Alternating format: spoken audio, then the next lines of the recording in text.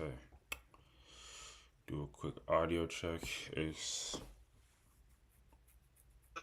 Check, check, check. How do I sound? How do I sound?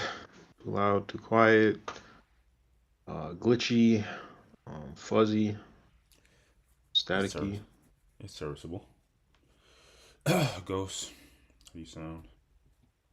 Test, test, test, test, test, test, test, test, test, test. Sounding pretty alright. Is there a joke? I can't see the mic location. Wes. Check, check, 1, 2, 1, 2. How do I sound?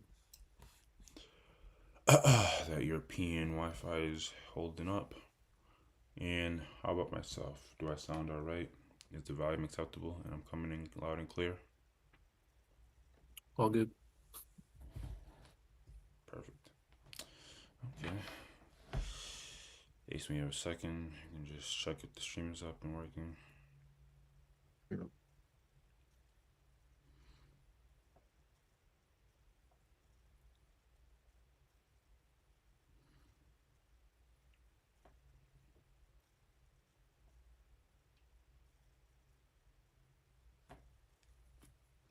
know what was the most shocking thing about that Coldplay getting exposed debacle?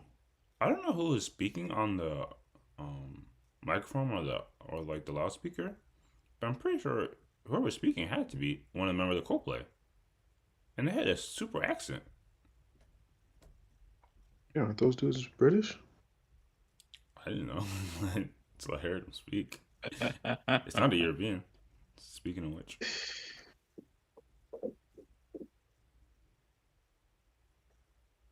It just made me continue thinking about the joke about how a lot of and they wouldn't say that, but a lot of like European artists and actors and actresses, they're cosplaying, and you never know where they're from until you actually hear them speak. Because when they sing or when they act, they sound like they're from the States. That's true. And I don't know why, but it doesn't. I mean, not that it bothers me, but it doesn't make me look at them sideways so much unless they're Canadian. Not that they're going to have an accent necessarily, but Canadians just be popping out. I feel like they're trying to be disguised.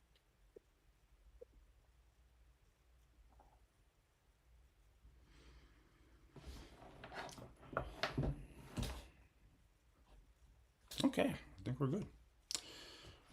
Is there anything else worth mentioning? Oh yeah, everybody look alive, just like Block Boy said. Other than that,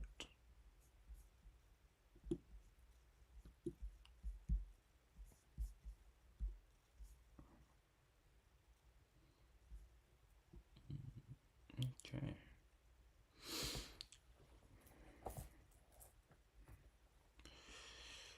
Let me take a quick sip. Get my vocals on point. I don't even know what we're talking about today.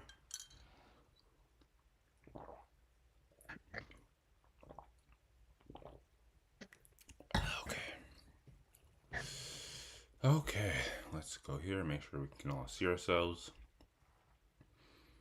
The sun is shining apparently. Turn up the light. Okay.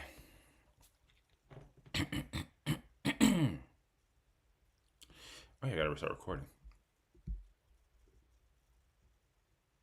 Nice. Okay, we are live. We are recording.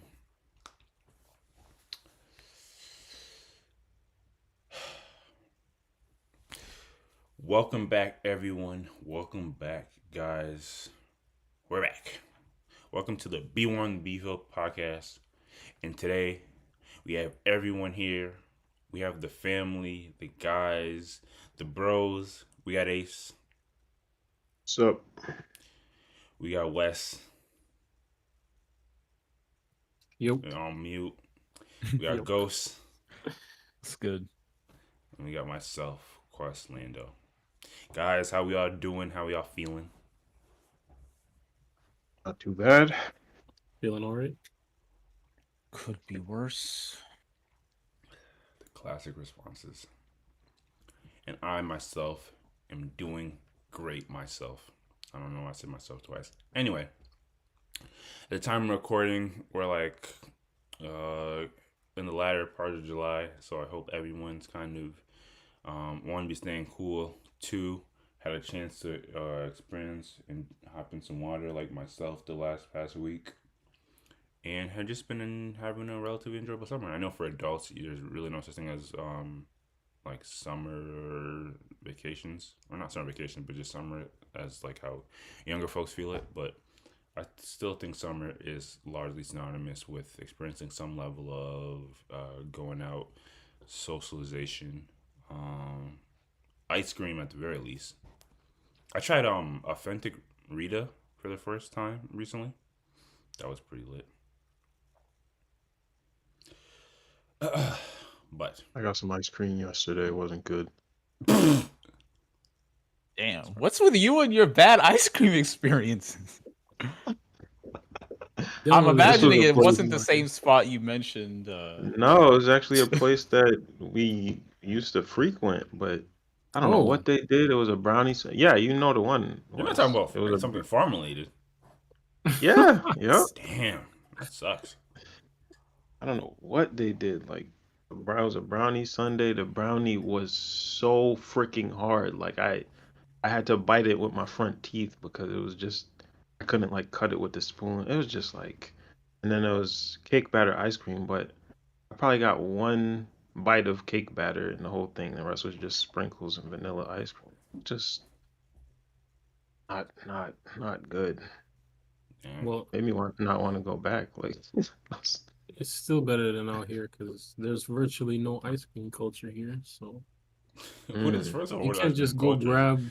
Talking You can't just about go to a spot and grab ice cream like that. Don't man, really. if you I don't mean, go you get have to yourself go. a pint of Haagen Dazs and It's not the same. that's not the same. That's not It's the not the same. same. damn. Well, But hey, I hope everyone's having some type of frozen treat and having a better time than I recently. uh, anyway, what we got going on in our lives aside, let's get the podcast intro stuff out the way. And by podcast intro stuff, I just mean the formalities, like make sure you like stuff. I don't know, like something.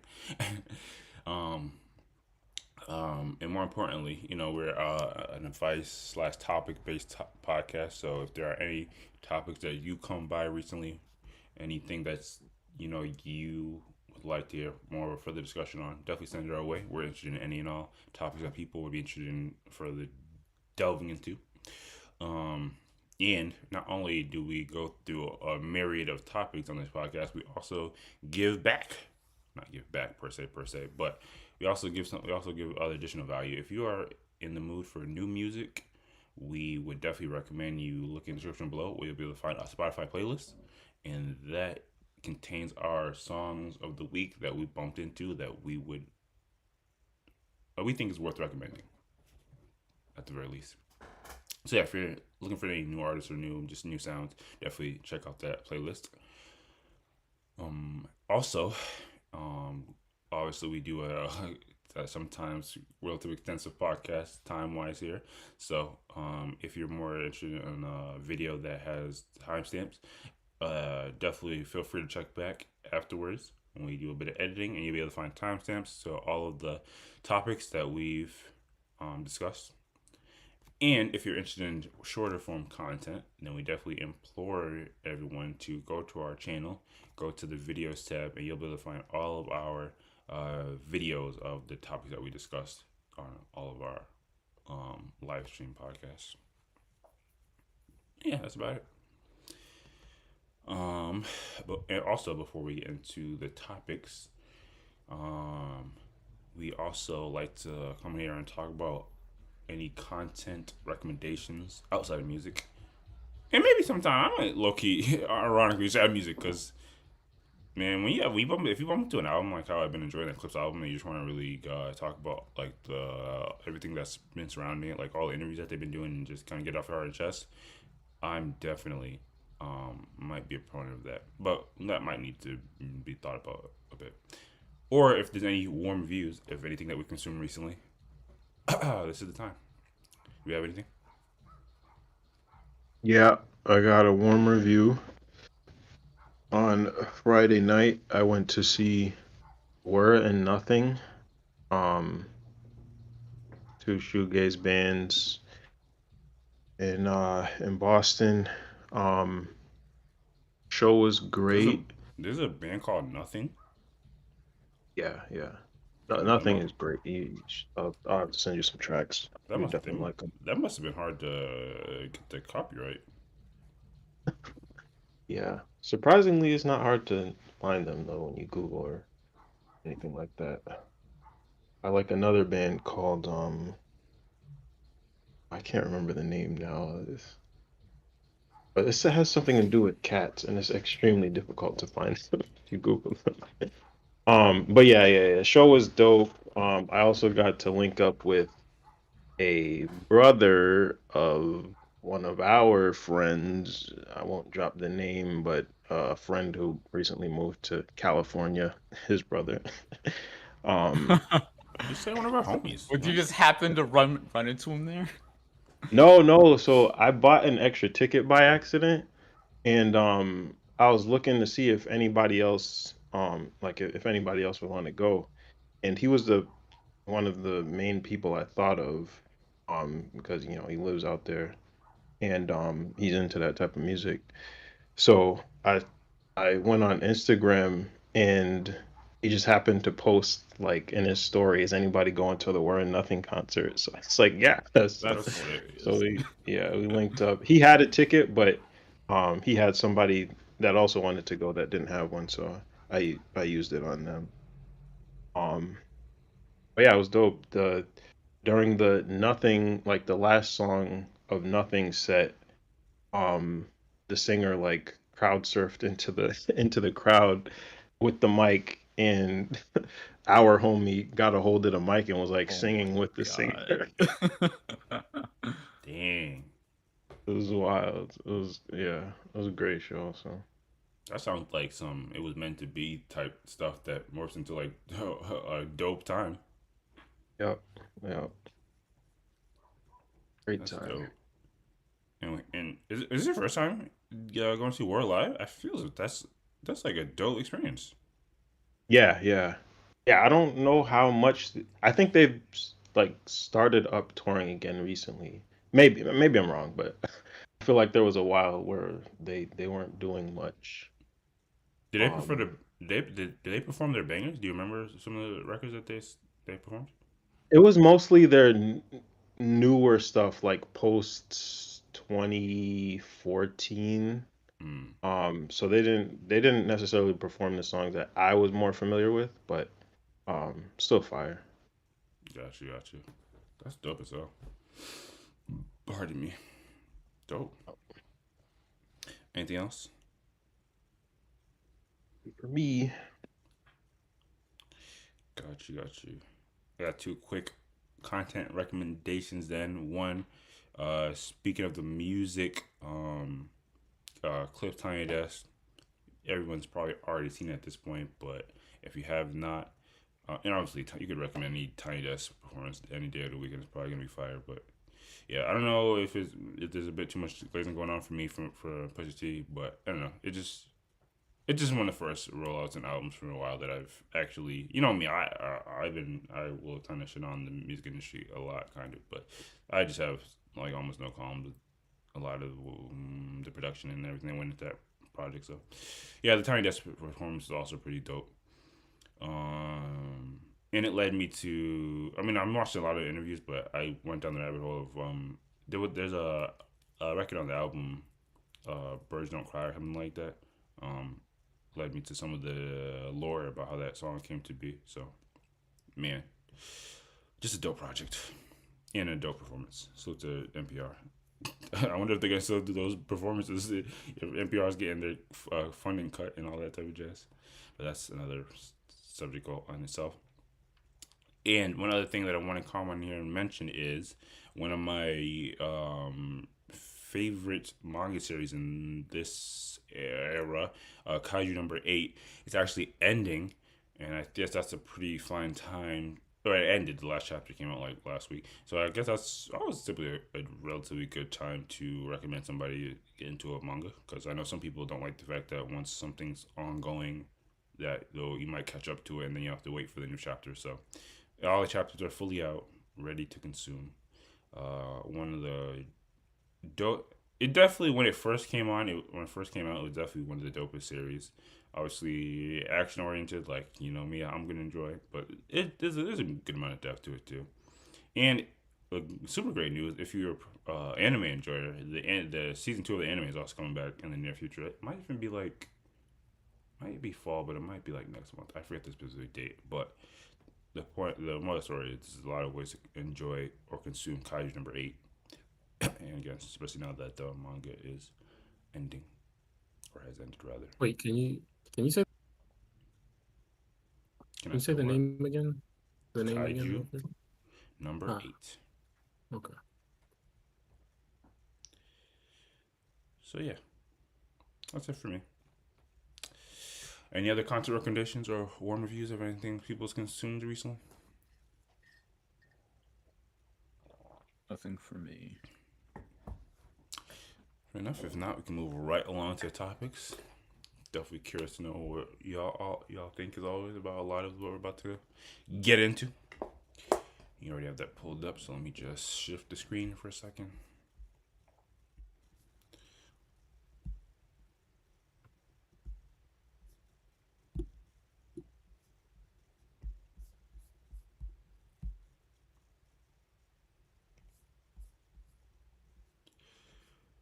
Okay, and let me do this.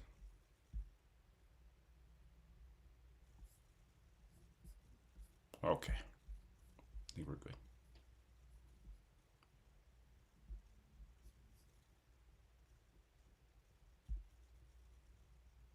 Nope, the names are not in the right place. Of course. So we gotta do this and this. Everybody move down like we're doing a cha-cha slide.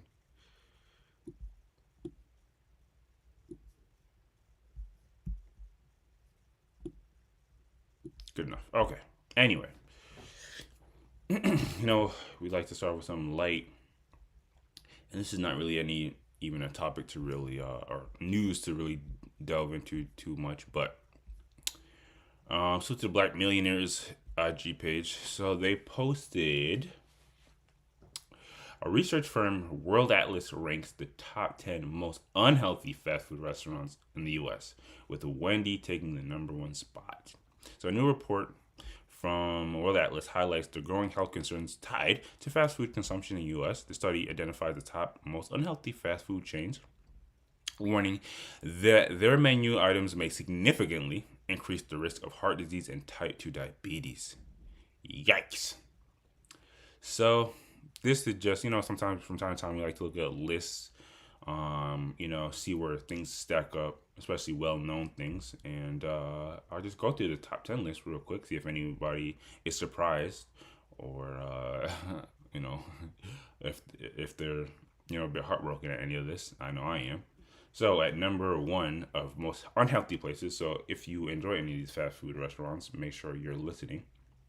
So at number 1 is like they just said, Wendy's. Yes, the red hair, 2 ponytail, square patties. You know what's crazy? Wendy's always promotes that it's never frozen, always fresh. So what's going on with that? Anyway, next you have Sonic. What are they known for? They're not known. Well, the crazy part, I was gonna say they're not known for blizzards, but the place that is known for blizzards, we're gonna get to that soon. Sonic is known for like the slushies. Oh no, Hot dogs. they're known for Maybe. people skating to you. That's what they're known Yeah, for. drinks and skating. At number 3, Taco Bell. There's probably a lot of jokes I could insert about Taco Bell, and I don't want to get too personal, but I guess Ghost could probably speak to the quality of the food as well. Um, At 4, we have Dairy Queen. They are known for blizzards. At number 5, KFC. The Kentucky Fried Chicken is not very healthy, but what did anybody expect? At number 7, Quiznos. I thought a lot of Quiznos went out of business. But hey, man, the few that are still in business, they're not doing so well. At number 8, we finally get to McDonald's. Interesting. A lot of people kind of like McDonald's is like the poster boy for unhealthy fast food, but I mean, number 8 ain't that bad. I guess there are 2 that actually share number 8. And then we have Smash Burger. Yes, we all love a good smash burger, that patty, nice and lean, but if you want to stay healthy, you might want to avoid it. Next, we have one that I'm not surprised at all, Little Caesars. I always say, I've actually never had Little Caesars in my life, ever. But I always say, and I can't speak the quality or the taste, but I always say, I'm not trusting of it because they always promote that it's ready, like it's fast and ready. But the thing is, pizza in particular should take time, and that's partially why I believe we enjoy it so much. And last but not least, at number 10, oh, this one hurts my whole soul, Chick-fil-A. And while it does hurt, I'm actually not surprised because if Chick-fil-A was healthy, and obviously no, you should never expect any fast food to be healthy, but if Chick-fil-A was healthy, it'd have everything. Like, you can't have great service, great tasting food, and it be healthy. Like, you don't get all 3. But yeah, that's the list. If anyone's curious, it goes on to specify. If anyone's curious how they actually kind of get to this list, it goes on to specify the rankings are based on an in-depth review of nutrition facts, promotional strategies, and menu gimmicks. Many meals of these chains were found to contain high levels of calories, sodium, saturated fats, and sugars, often exceeding recommended daily limits. These dietary elements, when consumed in excess, are linked to health issues like high blood pressures, weight gain, obviously, bloating, blood sugar spikes. The report also raised concerns about childhood obesity, noting that yearly 20% of U.S. children aged 2 to 19 are considered obese. I won't go on to read all of this, but it just goes on to specify, the risks that come with consumption of this stuff and what the research, how the research is compiled. So, obviously, I don't think there's anybody on earth that doesn't know that fast food consumed the way a lot of people consume it is 100% unhealthy. It's 100% going to lead to problems on the line. Fast food is more likely to be processed foods, and it's just one thing that people don't know but should be more keenly aware that you should tend to stay away from highly processed foods. So yeah, this is nothing earth shattering. You know what's crazy? And I guess I want to get to the question, not just a bunch, but think about all the big chains that have avoided this. So Burger King, avoided it, interestingly enough. What else avoided it? Subway.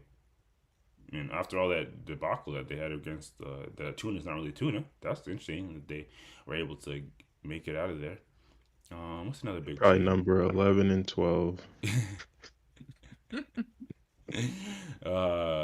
Pete, what'd you say? Chipotle. Chipotle's good. I think Chipotle gotta be relatively healthy. Like, they got all the fresh. I agree, but you're the one who was talking about how they're gonna give. I mean, yeah, the E. coli is a real thing. Like, they shouldn't have survived that. Hey man, they're not about like one-off outbreaks, even though Chipotle had a couple one-off outbreaks. This is about the restaurant as a whole. Pizza and Domino's, they managed to, do what they need to do to not be in the top 10. Amongst others, obviously. So, I guess just real quick, what are y'all thoughts about the list? Does it change your mind about any of these restaurants? again, I'm assuming none of us consume fast food wholeheartedly, like super frequently. But I don't know. Just seeing this, is anyone uh, extra incentivized to stay away from Wendy's or KFC now? What do you think, Wes? I'm interested in your take, especially because fast food in general in restaurants are a bit different depending on your country or your region. So, what do you think? Yeah. This doesn't change anything about how I'm gonna consume fast food. Also, I think only on this list, McDonald's and KFC exist here. I was about to ask which That's one's the one you had different most though recent? too. Yeah, they're different too. It's- What'd you say? Yeah, it's Which one? probably they probably Which one did wouldn't you have even most make the recent? list if they were. Probably not. Yeah, it's completely different. Sorry, I missed it again, Quest. I was asking which one did you have most recently? Probably actually McDonald's. Yeah, got you. Um, because they put a fake poutine thing in as a promotional Oh thing, my so I had to god. try it. But anyway, was it this good? nah. Bro, Yeah. I mean, I would expect literally But, nothing more from yeah, McDonald's poutine. I would have tried it too. They would have got I me. had to, I had to just, There's no I shame in had that. They to would have just. got me. They would have got me. But no, I kind of do have a problem with this list though, because why the heck is Dairy Queen on there? Like Dairy Queen is a dessert spot, no?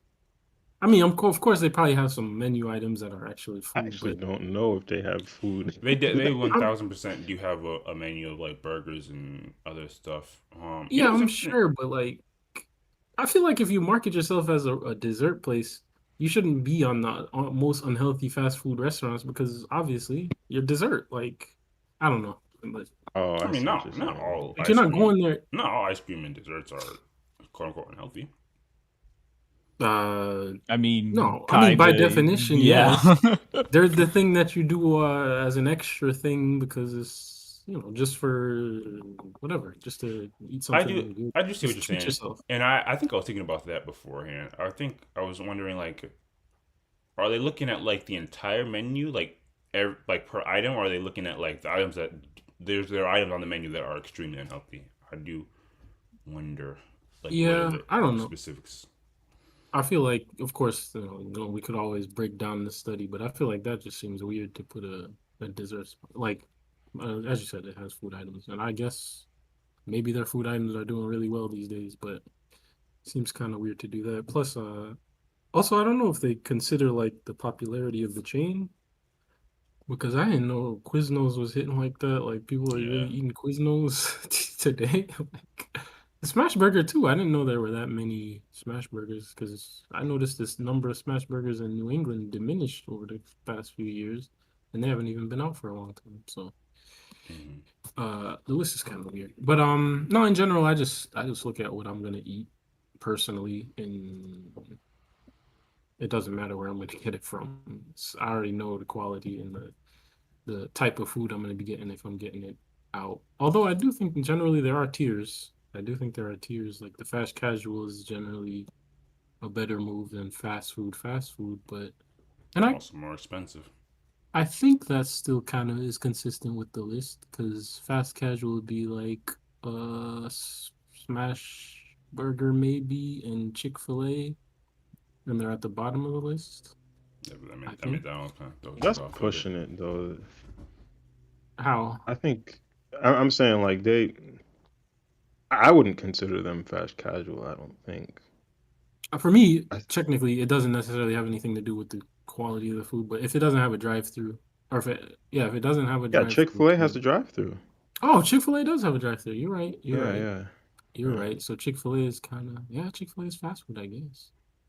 It does seem to fit into the fast casual tier though, but either way, yeah, it doesn't change too much for me. Fair enough. Fair enough. Ghost, how about yourself? When you look at this list, is there anything shocking that comes to mind? And do you feel you change your mind on anything based off this list? Nothing too shocking, I suppose. I will say I am pretty surprised Wendy's is number one. And Me too. again, Okay. without getting too deep into like the methodology, like did they average out every single meal or blah blah blah. But I will say that I am probably going to be less inclined when I am getting fast food to get it from Wendy's just based off of this. Again, we don't know like the full in-depth deep dive they did, but I thought that Wendy's was kind of like relatively Was healthy healthy. for fast Fresh, never food. frozen. But and I mean, Yep. in my college days when we had almost no on-campus food, Wendy's was my mainstay. And looking back, I'm wondering, I'm God wondering damaging Hold myself. up, how hold up. yeah. Do y'all like Wendy's? Like, like, Wendy's If has you a. Oh, sorry. Go ahead, Ghost. sorry, I was just gonna say of like the big three of like Burger King, McDonald's, Wendy's. Wendy's definitely has the best burgers in my opinion. Facts. huh? It's not something that get I want to get too much because again, once you get too much of it, it just becomes like nasty, which is like almost all fast food. But I'd say Interesting. Wendy's burgers, just the burgers, I like better than the alternatives. Facts. Wendy's like little junior deluxe burgers are actually pretty good. They have the Frosties, which are still pretty good, and I know Yep, y'all clown. I know y'all full. clowned it, but the fact I get a baked potato there, something about it. With the chives, yeah, I'm rolling. I can appreciate it for the uniqueness, but I don't know. I And don't know if chili, I can do it again. man. The crazy part is they got a I've nice. never had no damn Wendy's They have a chili. nice, well-rounded menu. That sucks. That's unhealthy. Didn't somebody find a finger in the chili? Oh yeah, somebody finds a Here finger we in That was go. a everything. Here good we one. No, go. I'm We playing. got That was a good McDonald's one. I'm playing. with all. Come on now. We'd be here all Um, day. which of these Talking did you about. have most recently? Ghost. Um, of this list, Taco Bell. I think Chick-fil-A. I don't be eating Taco Bell like that. I know. Full disclosure for those who aren't aware, I did used to work at Taco Bell, and I am a little biased. I didn't think it was like that unhealthy, although I didn't go It's crazy with it. clear. It's not even debate. They don't even market anything as healthy. They like every now and then some of these restaurants will market something as healthy. Like Wendy's has the restaurant frozen, McDonald's has salads and stuff. And nothing on Taco Bell menu is even slightly marketed as healthy. Well, I There's mean, lettuce in it. it's In true, tacos. but it's like you see all the memes of people going to Taco Bell and it destroying their stomach, and I never really experienced anything to that extent, to be honest. Really? Never. And again, I Wow. used to get the free meals every so often when I worked there, and it never once. Just because you were in the midst of it, you were inhaling the Taco Bell fumes. If anything, that would make it worse. Inoculate. Yeah. He pulled a Princess Bride. Oh my god. No, I Anyway, will say, just to throw out some slander, Sonic doesn't surprise me at all, because Sonic's burgers, like their drinks aside, whatever, their burgers are like pretty trash. Like it's kind of, I'm shocked at how they're even an establishment, because maybe I've just had some bad experiences or out of the norm, but every single Sonic burger I've ever had is garbage. I think I couldn't Sonic's. have brought myself to order a burger. I think at Sonic's is Sonic. trying to give you that feeling of like I don't know what era or century this was most decade rather. This was most prevalent. Like that feeling of like when you go down to that shack where you get a shake and fries and a burger and you're with your friends and people are skating and roller rinking around. Dog, I don't care about no vibes. I care about is the food good or not. I'm just saying. And yeah, Sonic does not pass that test. Fair enough. And then what about you, Ace? I think I can already hazard a guess at your response to this, but what do you think about this list? Is anything shocking or change your mind about anything? And which of these restaurants did you have most recently? Or patron most recently? Um, I mean, Chick-fil-A surprises me. Smash Burger surprises me. Um, and it does influence me to not want to go back to these places uh as much. I haven't been eating out. I've greatly decreased my eating out in general, Even when you but go to some of yeah, these shows, and you get back late. yeah, yeah. Like Friday, I truly did not want to go to a restaurant to eat. I just came back home. Um, so yeah, what was I gonna say? I am a little bit surprised that Five Guys isn't on here. A little bit. Like I would have thought them over Chick-fil-A, maybe even over Smash Burger. Would It's that peanut oil. They know what they're doing. Oh, actually, I don't know if that they use could peanut be it. oil, but they use peanuts in a lot of stuff. hmm Um, but yeah, most recent was probably it was either Chick-fil-A or Smash Burger. Probably Smash Burger. But that was a long time ago. I truly don't even remember for sure. Hmm. Yeah. Um. For me, the most recent, surprisingly, was like the Dairy Queen because they had this new Blizzard I wanted to try. And you know what sucks? It was good, and I don't think any problems came specifically because of it. No, it was But them. as you may or may not know, I don't necessarily consume a lot of It was dairy. them. It was them, bro. No, It no, was no. them. Listen, That was you crazy. guys know me. I've not consumed dairy for a long time.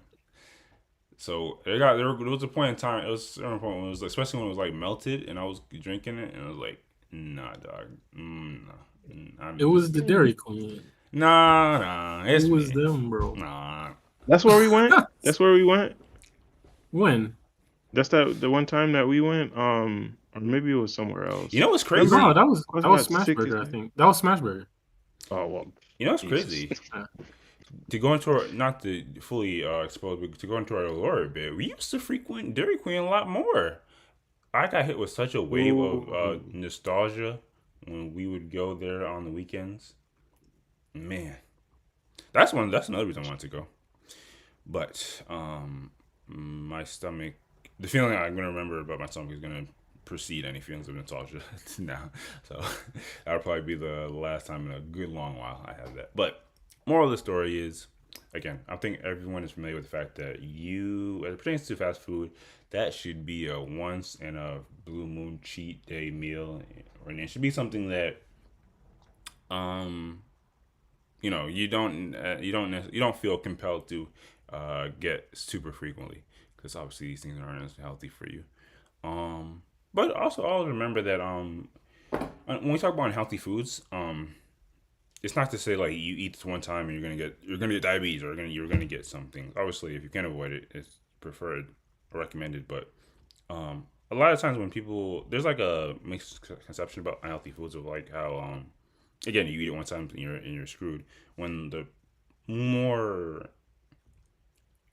what people should keep in mind is like you should just the frequency of these things should be low, if that makes sense.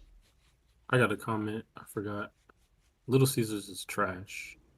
Oh, you had it. Specifically because it's almost good. It's almost very good, but there is an aftertaste. There's a taste that's just bizarre. It's cheap. It's almost very good, and it just gets your hopes up to the point where you're like, ah, I got a really good pizza at a low price, and then the taste hits you, and you're like, one slice, another slice, and you're like, it's not good. It's just not good. Jesus.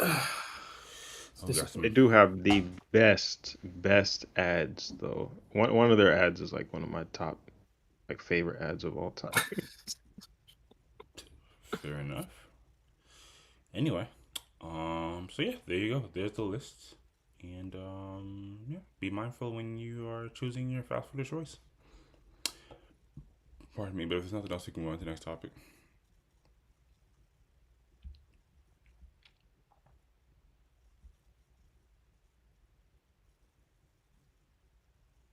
I'm about to give my shirt to Doja Cat. I'm about to give my. Okay.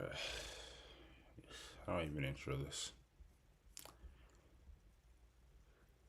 Well, let's just focus on what's happening here. Let me start with there. So, salute to Doja Cat.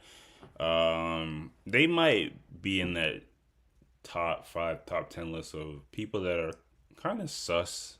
And when I say sus, you have to know what I mean by sus. They're just kind of peculiar, but they are uber talented. Like the talent and the person that is exuding the talent, it's very interesting to mix. But yeah. So we have today. I don't know if anyone's seen this clip. Is Doja Cat is having what appears to be a pleasant interaction with the fan.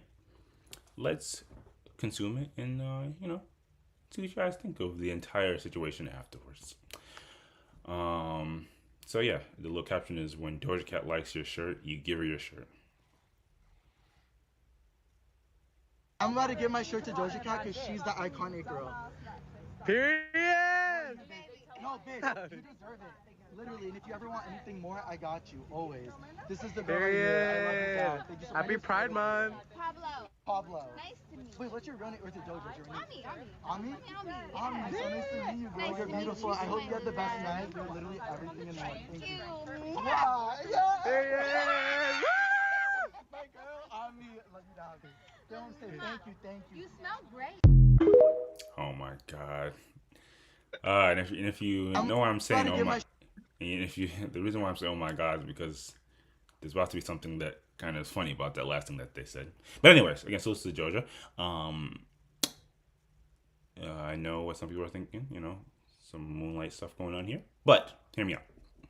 So again, it's not uncommon for people to interact with their fans, especially when they're pretty emphatic about meeting them for the first time. So yeah, this looks all right, nice and normal. And oh yeah, that's what I was gonna say. Apologies for the quality of the video. For the audio only listeners, or if those can't really make out what's happening. It's just Doja Cat having a nice interaction with the fan. The fan is super emphatic about meeting them, and the fan gives them the shirt, which, well, you can see what it says. And they're having a nice good old hug, and oh, I love you, everything about you. She gives them a little kiss. They have a nice hug, and if you didn't hear the part at the end, you smell so great. So nobody would have any questions, concerns, or comments after seeing this. But actually Doja did. Scroll over. So after this interaction, Doja went to X/Twitter and posted this. Actually, go to the first one. I think there was actually one more before it. I threw that musty ass shirt away, by the way. So, while Homeboy was, ecstatic to give one of his belongings away to Doja, that's what ended up happening to that shirt. And I don't know the reason why I said musty, because I don't know if it was musty when they first got it or if it became musty, because sometimes when you put the clothes in the hamper, that's when they get musty. I don't know. When it got musty. But in between her saying you smell good and some time afterwards, that shirt was musty, allegedly. Let's hear what else they had to say. And this gets to the crux of the topic of hand. So Doja tweeted out, bottom line is I'll smile at you, but it doesn't mean I F with you, and don't touch me and manhandle me when you don't even effing know me. If you know, you know. I honestly think I need to stand up for myself in the moment sometimes, and he didn't even know my effing name. He did ask for name. To be touching me and kissing me on my face like that is crazy. So, effectively what you see here is the classic when you bumped into somebody, the energy was one way, but then you go online afterwards and see that they literally have nothing pleasant to say about you. And I think this is, to get to the moral of the story a bit early. I don't think this is complete unfathomable. I think, sometimes, it's the thing of like you didn't read the room.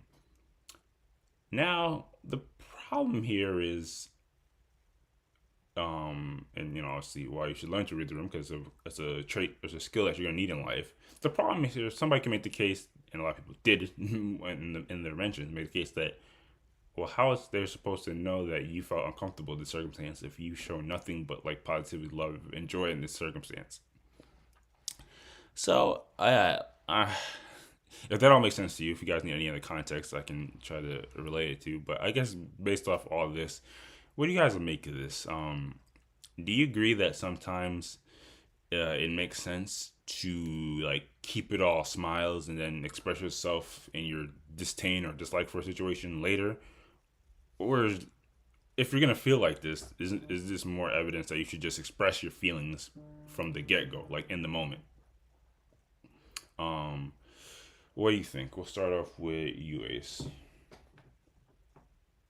Um, I've actually been thinking about this for a few days because I listened to another podcast called Go Touch Grass, Oh yeah, where I'm they familiar talk with them. about this exact thing. Yeah, yeah. I didn't see the video though. I was listening to the podcast. So I only heard this, I think, but seeing it is even wilder. Um, yeah, I mean, when I first heard about heard the interaction and then heard Doja's response, it was a bit of a shock to me because like, me seeing, hearing it, whatever, like it does not look like she's uncomfortable at all. Um, so yeah, it's a bit of a shock and like I could understand. I know the dude posted a response as well, Yep. being like, I want to make her feel uncomfortable or whatever. It If that wasn't my context is needed, intention. I also have that linked in there. Um, but yeah, so I kind of get it from his standpoint, where it's like you didn't show any indication that you were uncomfortable with the interaction, and it's not like from what we saw, it's not like he started off with being physical or whatever. He gave her the shirt first and went for a hug. She didn't really pull away per se. I mean, it didn't, you didn't really see the uncomfortable, um, per se, especially without this context. And now I think I can see some of it a little bit, but it's still, I would say, a stretch. Um, but at the same time, I can kind of understand it from the standpoint of like, in my mind, I would not be compelled to even touch a celebrity like at all, just at all.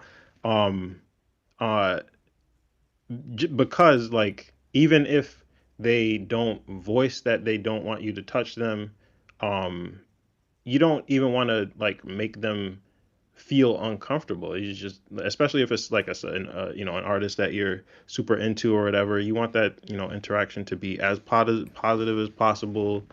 Give them their space and just express your appreciation for them, and that's it. Like so when I think about it from that perspective, like I do feel like it should be more known to people that you shouldn't really like, especially for celebrities, be Yeah, I was all up gonna be on them like honest. I was that. gonna say I would kind of extend that to like most women I don't like super know.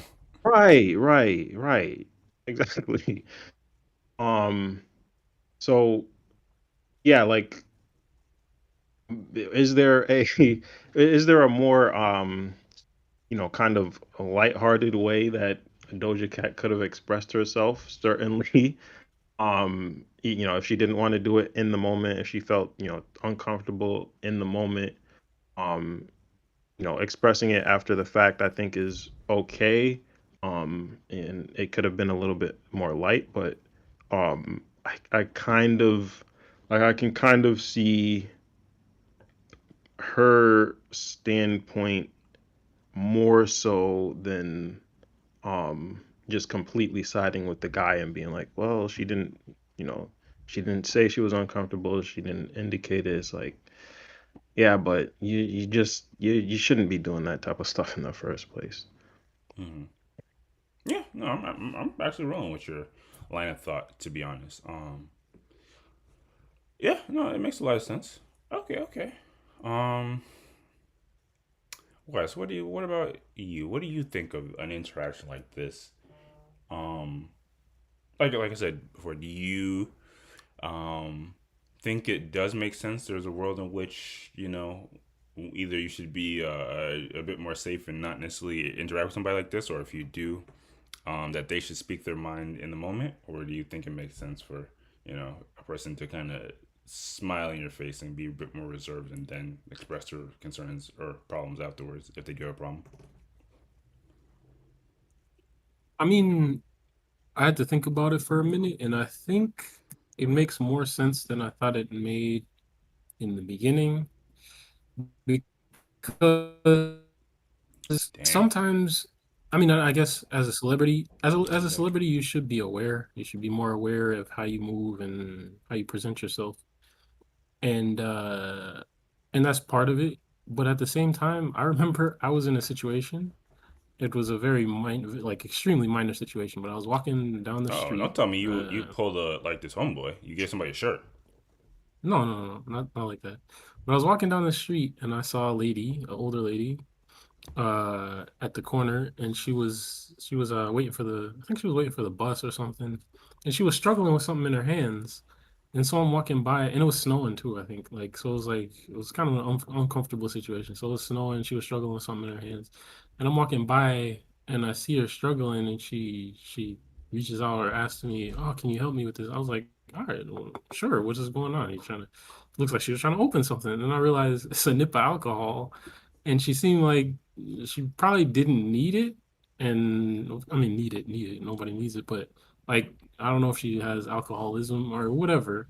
But I was just like, at this point, I'm already there. So I helped her open the bottle, and she starts explaining to me, "Oh, I got a court appointment. Nah, I'm kind of stressed out. I probably don't need to be opening this. Probably why I can't open it." And she felt kind of guilty about it or whatever. But either way, I helped her, and then I'm walking on. I'm like, I didn't really want to help her do that, but it is what it is. I was just, trying to help out and be nice in the moment, and the situation was not what I expected. And so, if somebody had me on video or something or whatever, and that got disseminated after the fact, as I said, it's kind of minor, but it would be a similar situation where it's like, no, I'm not. I mean, it's not like something I need to necessarily disavow, but I understand the thought process where it's like, I wasn't comfortable in that situation, and I wouldn't necessarily do it again if I knew how it was going to go. But at the same Okay. time, Was I the only one that like, was a bit lost for a quick second? I was until that last point. So you're putting yourself more on the Doja Cat side, yeah, like exactly. relating to Like, I her. You get can where you she's can coming relate from. Like, to in the moment you like you do you're something because you're trying to be cool or but then nice, afterwards if and then you after you, were to yeah, express it you would express discomfort with it.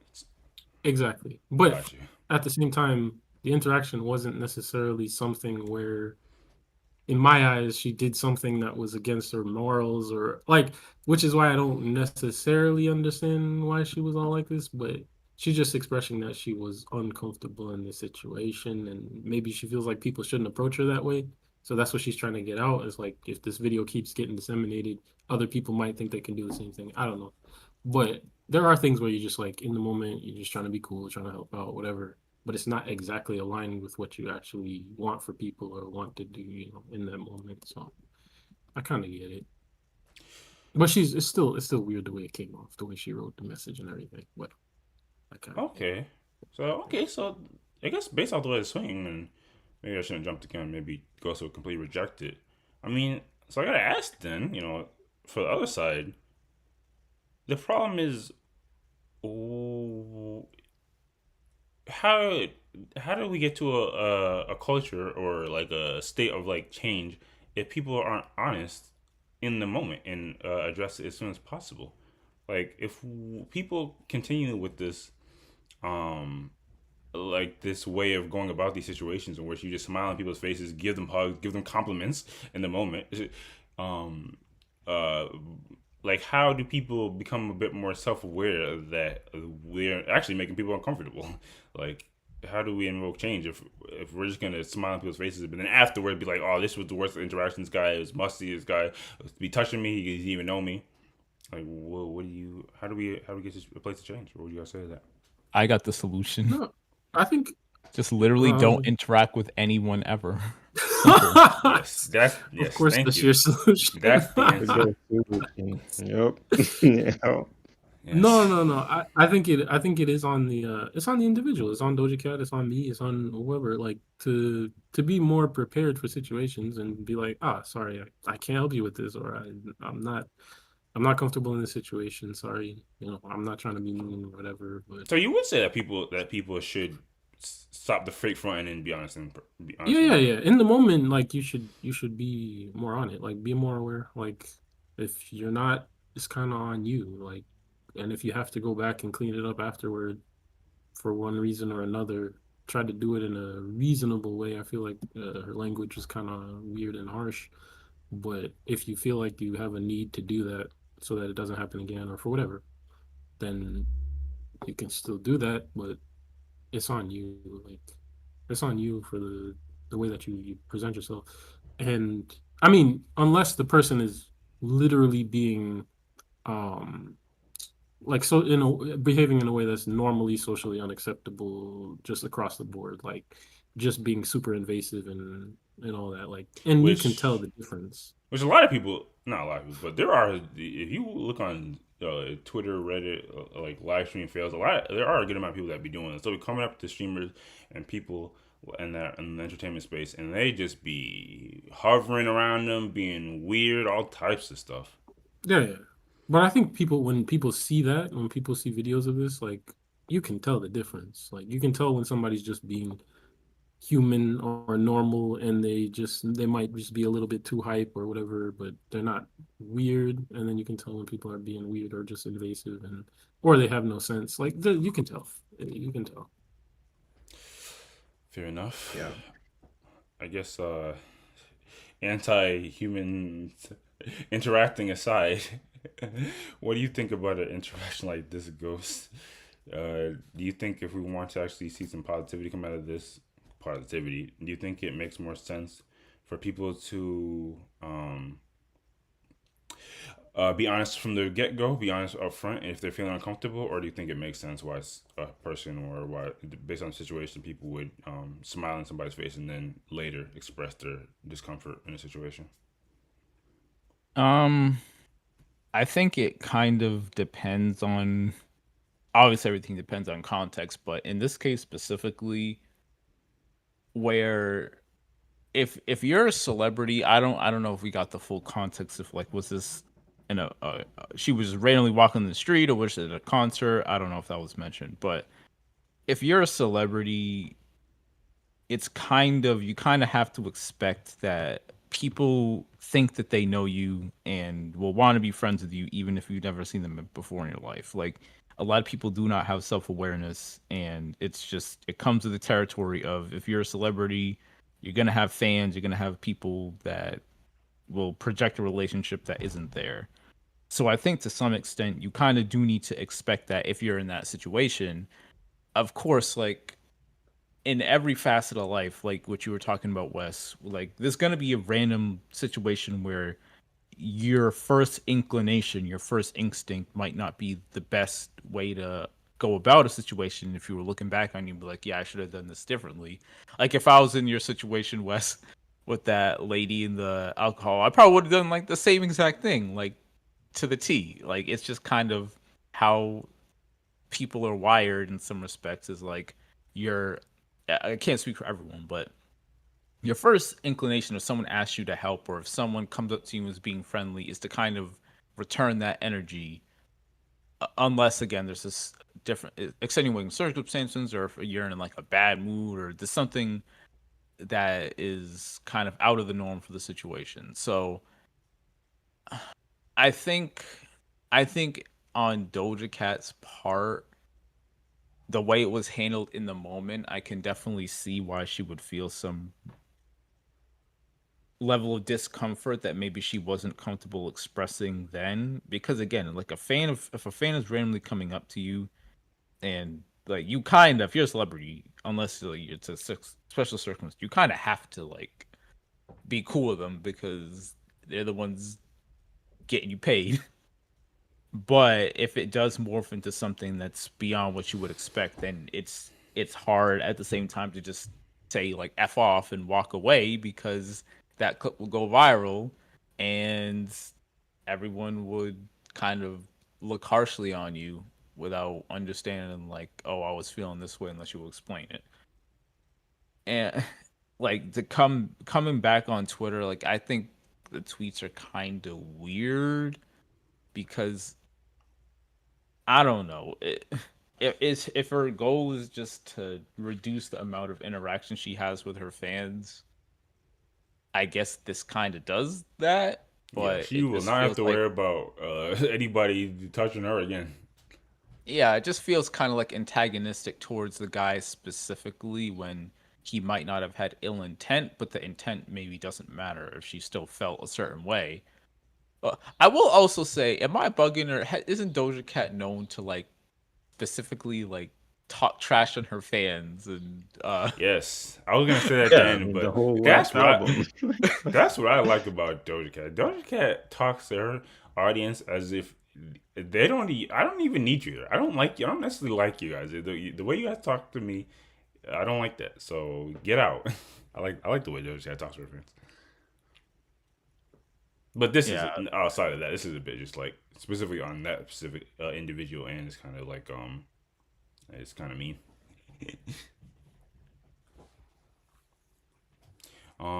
But fair enough. Anything else on that?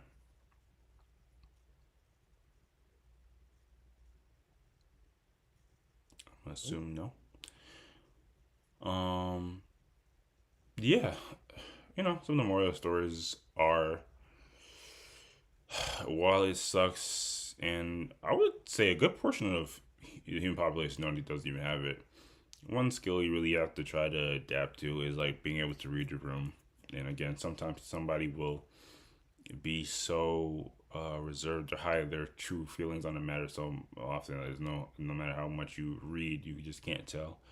Especially if their language and their body language is reflective of that they have no problem with it. But I think one, you should always like give people a decent level of space, especially if you don't necessarily like you know them. And while most people would proclaim that honesty is the best policy, you should be forthcoming with your feelings. It does make sense to um, not necessarily to spare somebody's feelings, but for the moment to have a bit more of um, a softer tone, and when you're dealing with a comfortable situation, um, we just don't want to necessarily want to make it a habit of creating a world in which everything's fine and dandy in the moment, but then we're talking trash about people afterwards. I think that's all. And this only leads to more confusion. But yeah, man, that's why you just never know. People be thinking stuff is sweet in the moment, but then you're on the internet and people are. I mean, I think a lot of people actually took the side of the brother in this instance, but a lot of people, for the first like couple minutes while this is being disseminated, probably was killing him. Um, but yeah, like I said, they did respond. The guy in the video did respond, and I'll leave that in the description below if you do are interested in the context. Just like Ace was saying, they had no intention of making them feel uncomfortable, and they kind of spoke to things we were talking about, just in the sense of like, hey, well, I mean, if you felt some way, why did you say it in the beginning, or why did you say it in that moment? But like you said, sometimes a person feels more inclined to, either they're not thinking about how they would address it, or um, they want to keep things, they want to maintain some semblance of peace in that moment. So yeah. Unless there's anything else, we can move on to the next topic.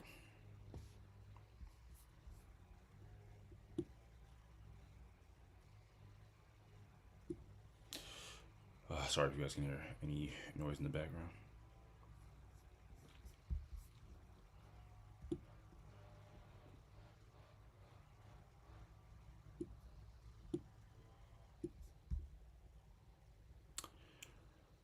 Okay, let me actually pull something up just in case.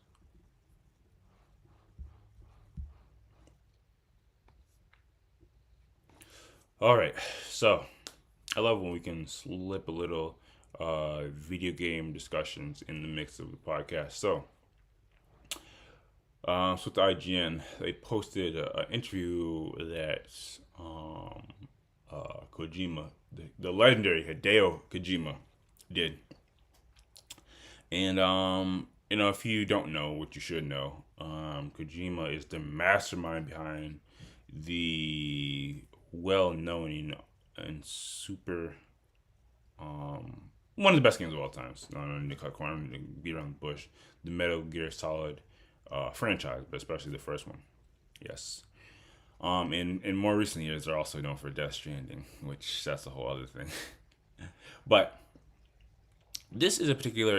I mean, obviously, whenever Kojima speaks, it's super interesting because if you know anything about like Kojima and some of this, like, and anything about some of the ins and outs of the Metal Gear Solid series, it takes a special kind of mind to really implement all the ideas that Kojima incorporates in his games. Like the Metal Gear Solid series, for example, the baseline is just a stealth game where you operate a soldier, fighting against an enemy, a militaristic enemy. But again, some of the characters that are in these games, some of the things that the characters say, some of the things that the characters do, and again, more importantly, some of the ideas that are incorporated in some of these games are a bit out there, to say the least.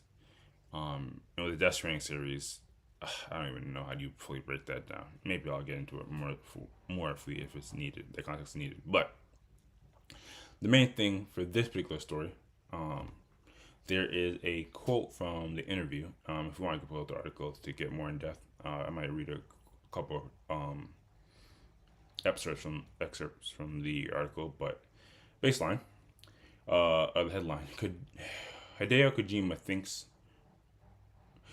Why would you go? Why would you read that from Twitter? Yeah, I'll read that from there. Kojima thinks that there should be a game in which the main character gradually forgets important information and abilities if you take too long of a break while playing. So, let's get into the article. So, like I said, this is a guy that has very out there ideas, and effectively one of the things that they potentially want to see one day is a game in which the main character gradually forgets abilities. So in most games, I know a lot of casual gamers just play the Mario Kart of the world and party games, but in a lot of games, there's an upward progression. You level up your character, you gain new abilities. Like you start off at kind of like a square one base level of not being able to do much, and then by the end of the game, your character has way more health, way more endurance, way more moves, weapons, all these things. And that's the style that we've come to know and love. But Kojima, in his infinite thought process, he would like to see something alternative to that. And I'm not going to read this entire article, but it's interesting because it talks about like one thing that he's super interested in is implementing time mechanics, like real world time mechanics. So for example, I don't know if you guys are familiar with this, but and some of this is spoilers, but no, nobody really cares spoilers. If you guys didn't know, in a game like Metal Gear Solid 3, there's a mechanic in this game to where the health mechanic in this game is rations. So you pick up rations and then you use them at any time and you'll recover health. If you pick up a ration, this item in this game, and then you put down this game, you stop playing it, real world, and you don't come back here for a literal few days, the ration will turn into spoiled food. And if you eat it, it'll actually take away your health. Like, and this was something. When did Metal Gear Solid 3 come out? That was in the early maybe late 2000s. I think it was early 2000s. There was a mechanic that all things considering, it's kind of incredible. Like, especially when you think of like the games that are coming out these days, like the things that they incorporate in the games, it doesn't even come close to the ideas that he was implementing. So yeah, and there's also some real time mechanics that they wanted to incorporate in the newest game. This article came out before Death Stranding 2 came out, but obviously Death Stranding 2 is now out. So, one, I would definitely say this is definitely worth a read if you want to kind of get into the ins and outs of ways in which they've incorporated the real world time mechanic in games, and some and reasons why they would continue to want to incorporate these type of things. Like, and even something that could be like inconsequential, because like one quote from the article is how they mentioned how I thought about having characters grow hair in games. Kojima reveals originally in Death Stranding 2, I was going to have Sam, that's the main character's beard, grow gradually over time, and the player would have to shave it. And if they don't, Sam would end up looking unkept. He explains. However, as Norman Reedus is a big star, I would have to make him look uncool. So Norman Reedus is probably the VA/model for the character. Despite this, the director says it is still something he might add in another game one day. So yeah, for example, in this newest game, there would be an idea where the character would literally grow hair in real times, just like how we all grow hair. And again, these mechanics, while they don't seem like much in the grand scheme of things, when you think about the average game these days, where you just pick a weapon, you level up, and you don't really change as far as like if you put it on the game, you pick up the game, your character will be exactly the same as when you picked it up, as when you put it down. I think this is like one of the most interesting ideas that could be incorporated in this day and age, even if the end product is kind of a Death Stranding 2 type game. Anyway, all that's to say, I hope you guys have thought about this question beforehand, even though I didn't really talk about it much. What do you think of? I guess baseline? What do you think of an idea like this? And I guess we can go back to the later question. But and is there any ideas that you guys would like to see in a game that you maybe haven't seen done in the past? Yeah, we can start with the first part. While you guys think about the second part, but yeah, what do we think of an idea like this that you're talking about, where like real world mechanics? Real world time influences the game. Does that seem cool, or would that actually kind of annoy you in the sense that like the game that you put down is not the same game that you pick up? And the crazy part is, I wonder if he's thinking about adults when he thinks about this, because as a kid we have infinite time to play games, but as an adult there are some people that don't play games. Like maybe they just reserve like games for like on the weekends. We'll start with you, Ghost. What do you think?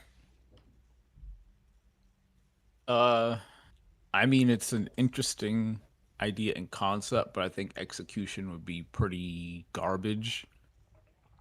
Cause like I get wanting to introduce new concepts and kind of trying to be original, but at the end of the day, like I don't need a lot of realism in video games. Like there's a reason why they don't have people going to the bathroom in video games. It's like sure, it's realistic, but no one In some wants games. to. For the majority of games, like no one's interested in like mundanity like that.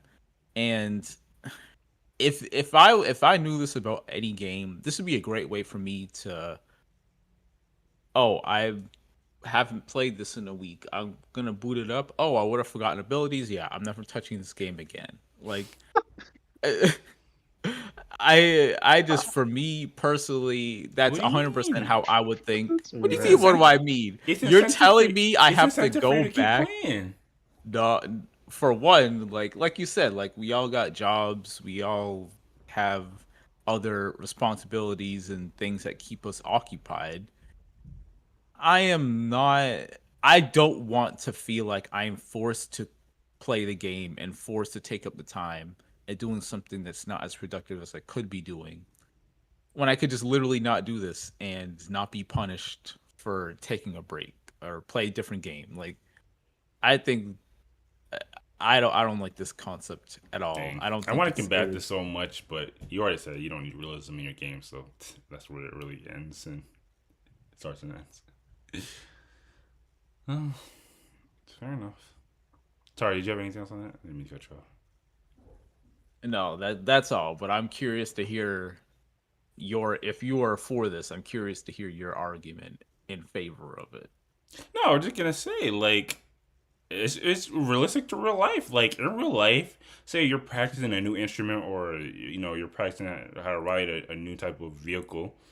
If you don't practice that thing consistently, you'll go back to square one. Like you'll forget some stuff. Like it is what that's real. Bro, that argument does not hold water for me. The two biggest goals, in my opinion, for video games are, for one, to have fun, and two, for escapism. I do not want to play a game that's exactly like real life. I want to have fun that often I can't in real life. So if I have to experience something in a video game that is not fun and is like real life, I would kind of hate it. Well, the fun part is ultra subjective because some people find value in like continuing to learn stuff, but it's fine. It's fine. That's not even the Absolutely. thing, though. Continuing to learn is not the game artificially taking away something you already learned. But I'm saying like I guess fun is not necessarily the main element in this, but I'm just saying like it correlates pretty similarly to real life. If you are trying to learn something and you take long breaks away from it, you're gonna naturally forget. And I think some people can find enjoyment in like that either being a reason why they continue it, or they're kind of get that natural pissed off like, damn it, now I gotta go back and figure out how to do this. But you still you still progress with it. Nobody puts everything down because they forgot some things. How am I progressing if I have to relearn something that I already learned from scratch? Even in Yeah, real and life, let's like think about you can not do something for a while, like, and you will lose some proficiency at it, but as you pick it back up, you can relearn it in the context of how you originally were capable at it. Like, say, like it's the saying, like it's like riding a bike, you never forget, blah blah blah. It's like, yes, in real life there's an element of that, but it's not something that is kind of artificially forced upon you. I would say And I would say in real life it would take probably it's probably something that doesn't is not illustrated by a couple of days. It's probably more illustrated by a couple of years. Um, I know for me, like I have like super I have a decent level of basics as it comes to like pertains to programming, but if I'm not doing that like frequently, then I will have to go back to square one and be like, "Oh, okay, now I gotta go look up some manuals on how to do this or certain things. There are things in life in which you just have to like keep at it or else you will just forget. I think the problem is that it's in the way that in the only way that I could see Kojima implementing this, the it doesn't replicate real life learning because like what would be forgetting and relearning in like your character forgetting and relearning in a video game? For most games, to learn a skill, you have to do some whatever task or whatever X amount of times to or whatever, just level up in general to be able to unlock a skill. If you forget the skill, you're going to have to go through something that you probably completely understand, like on the fundamental, the skills that were needed to get to that point, or the leveling that was needed to get to that point. So it's really just forcing you to play the game more without actually making it That is feel the goal, by like the way. if anything, it's you. antithetical to real life. No, Like, I don't think so. I think it also track. I think it tracks to especially with like working out as well. Like obviously we don't quote unquote forget how to work out, but if you take long breaks away, say you were at a point where you could bench 225, but you step away from that, you're not when you pick up that bar again, you're not just gonna instantly punch out 225 no problem. You might have to scale back down a bit. It does track Right, in some right, but ways in way. Oh, sorry, go ahead.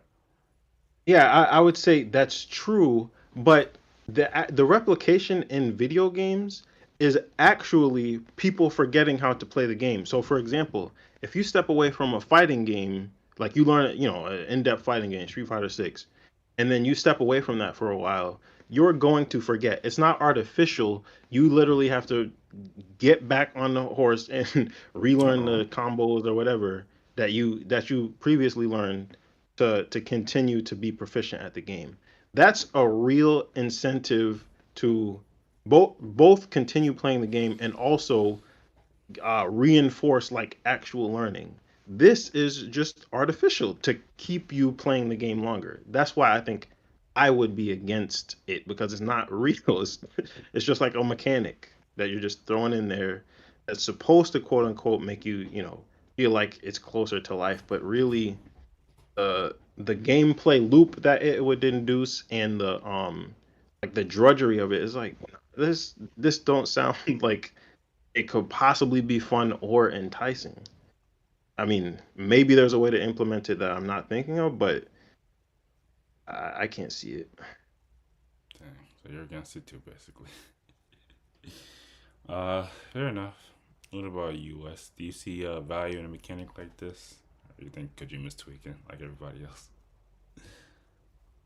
I don't mind it. I think it could be interesting. I also think that it does simulate, and it could simulate, if it's done well, it could simulate space repetition, which is an actual learning technique, which is how we reinforce information that we learn.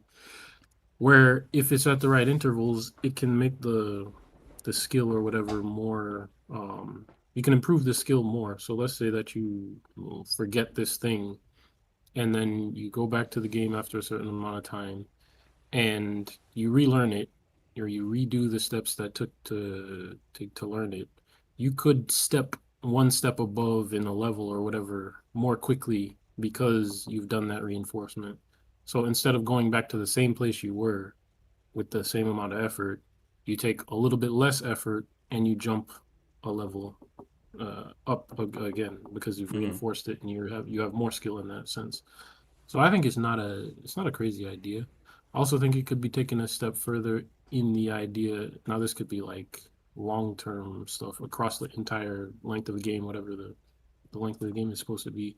But you could take the idea of, and this might you might think it's stupid too, but you could take the idea of being young and strong versus being old and strong in technique or strong of mind, and being able to do things that from a perspective of intelligence or whatever, or wisdom that you couldn't do when you were young, but you were stronger when you were younger. So you had things that you could do physically that you can't do. Like you could take play with that dynamic as well, Yeah. if your character were It, to age. That's low key what they did in Shifu.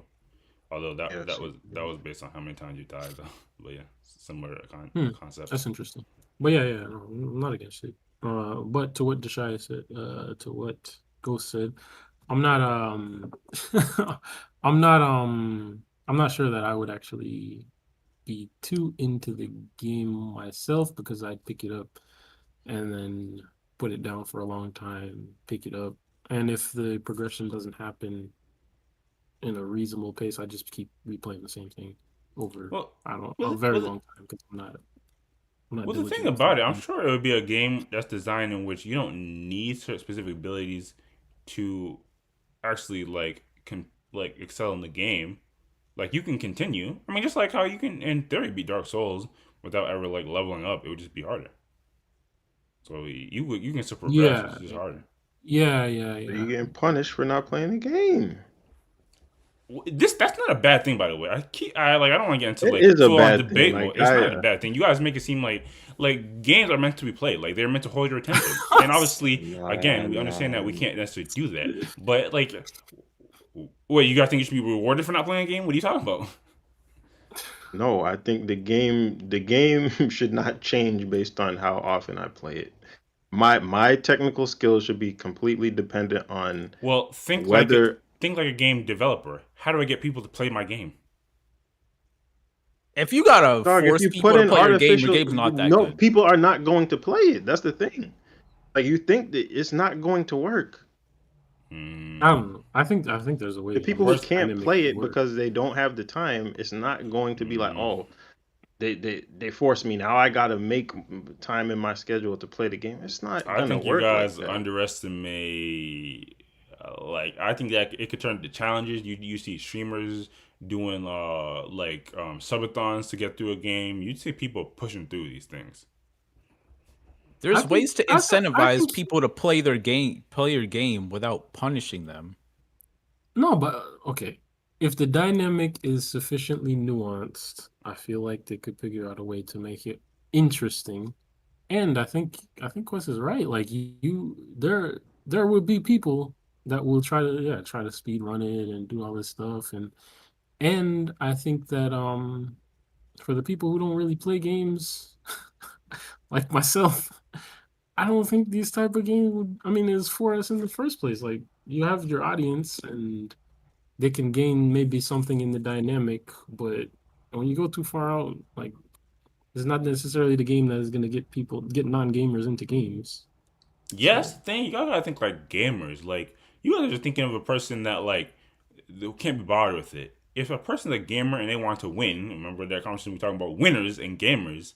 You're gonna be like, all right, you know what? Tonight I'm not eating dinner. I'm playing this game, and this is better than This pay to just win. sounds foolish as hell, man, to me. This is But better than with Kojima, like, does he even really need people to be constantly playing his games?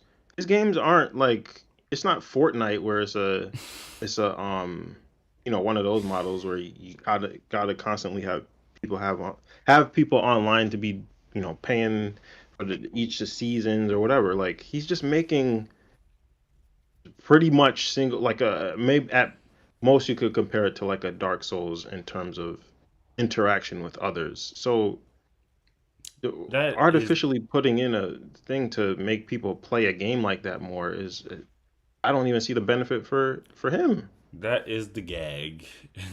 We're talking about. I wasn't focused on the specifics of this specifically. But yes, we're talking about Kojima specifically and his single player, like one person just spending however long they need on a game. This mechanic doesn't necessarily seem like it is needed for him, in his game. But one, there's no developer that doesn't want people playing their game as much as possible. And two, um, actually, there's three. I mean, this is why they call Kojima kind of like a madman because he's implementing things that He they're is a not even madman, not even man. needed for his games. And three, yeah, like you're saying, like well, it might not be beneficial for his game specifically. It doesn't mean that the idea couldn't be implemented in a game, in some type of game, because we're talking about like something that pushes the innovation of games, not just like specifically for a specific type of game. Ooh, you could also imagine if they implement this. This would piss people off. Imagine if they implement it in like 2K games. So you actually see your player get older, and they just start Just to get. getting a gut. you Just gotta they play smarter. he starts this the game starts saying, "Oh, do you want to retire? Do you want to get the old player's contract?" Hey man, you could really push the limits with this type of thing. But you could also have it where you forget like things non-sequential or non like the impact on your progression is not linear. It's not like you gain skills 1, 2, 3, 4, 5, and then you forget 5, 4, 3, 2, 1. Like you might forget like a two, and you can still do things that have a considerable amount of force or whatever you need to progress in the game, but you forgot something more elementary in the play that might change the way you play, not Hmm. necessarily to just hamper your play or make you worse, but to make you more creative in how you play. Like I I feel like mean, there's a this lot that can be exists done. though. I just feel like it shouldn't be tied to the amount of time you play the game. Like there's certainly games where you're given mechanics in the beginning that are slowly taken away, um like kind of like training wheels, but again, I don't see how tying it to the person's play time is the way to go because it truly just alienates people who do not have the time to dedicate to the game, like just um in terms of just doing like 8 hours of gameplay a day or whatever. or even a few hours of gameplay a day on a consistent basis. Fair enough. Fair enough. Um, Again, I think it kind of takes some time to really kind of think about a concise and interesting response. But I guess just real quick, are there any ideas that you guys would like to see implemented in games that you maybe have not seen? Um, there's always like the easy ones of like more games that implement local player co-op. Maybe you guys still want to steal Kojimas and see some type of implication of real world time. Maybe not necessarily it decreases your your progression, but maybe it like some maybe more innocuous stuff like your player changes physically or what have you. Um, maybe more customization in games. You know what I thought I saw recently? Not saw recently, but so they're dropping the remaster of Tony Hawk's Pro Skater. And I was more so thinking about Skate, but I just got hit with the wave of like how you could really just obviously most games where you have your own character you can like what you call it dress them in whatever style you want. But I was just thinking of like the specific like custom ways in which you can dress your character, and it felt kind of close to home to like the thing that the characters that we were skating in, like it's almost how we want to dress. So I guess maybe an idea of like you can damn near dress how you would dress IRL for your character. Any ideas come to y'all mind? I got a basic one, which probably exists that I'm not aware of, but I I think for one, like there should be more co-op games, and it'd be cool if there was features or abilities that were specifically designed around compatibility with other players and their abilities, like Mm-hmm. integrating like if you have X ability, you can synergize with another co-op player that has X ability, and it's kind of, I don't want to say randomized, but it's it's more than like just a set a set number of techniques or abilities. You can kind of like get more creative with it, which again, this probably exists out there, but it's something that I think is would be cool. Yep, no, I see what you're saying. Yeah, obviously the co-op angle does exist. The it takes two type games, but the ways in which they could customize it so Army like of two. so Yo, you sorry. so you can see a variability in the let's plays between players. I think they could definitely work towards that. Yeah. I'm You not yeah, I'm not very creative. I can't think of anything, partially because I feel like I've found my favorite genre that does literally everything that I want out of video games, so I don't have anything new, I don't think. Like my main one for the longest time was having a 2D or having um a 3D game with the depth of a 2D fighting game, and that's what that's my favorite genre of games now. So I don't need anything else. mm-hmm. That still makes sense. Well, I guess as we're at, if there's any ideas that anyone has that they would like to see implemented in more games, like drop in the comment below. No, I got one. I think to stick with the time-based stuff, and I'm not sure how this would make for a game, but I was thinking back to games like Braid and manipulation of time, but That's an also, OG classic. yeah, and I mean that's the type of game that I like to. I don't play games that much, but like the indie games, platformers, type stuff like that. But yeah, if you could manipulate time in the sense that you have to keep time. So let's say you could keep time going back or forward, and you had to constantly like press, let's say, left trigger, right trigger to go forward or backward.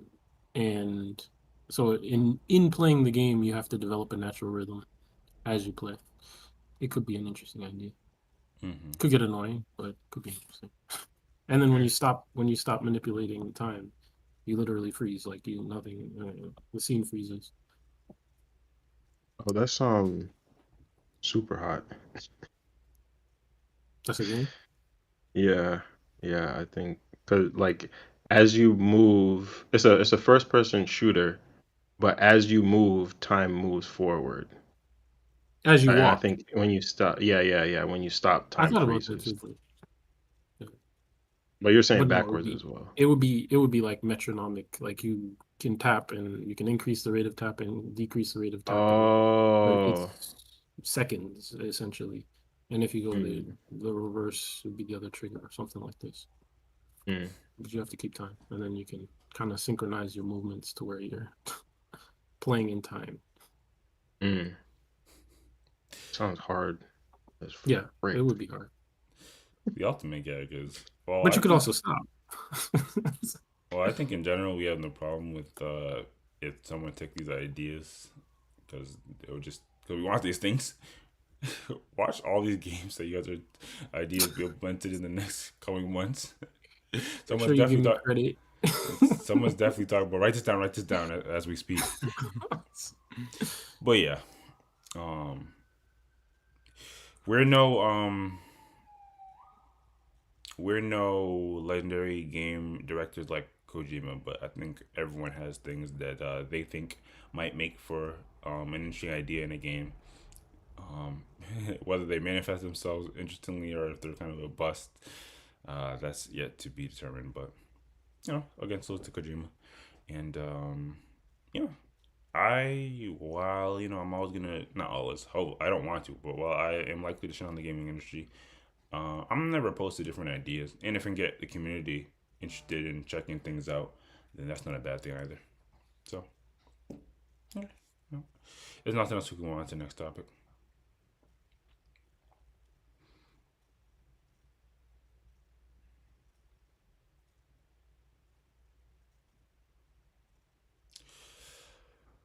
Okay, for better for worse, seems like a AI related topic always sneaks its way into the podcast.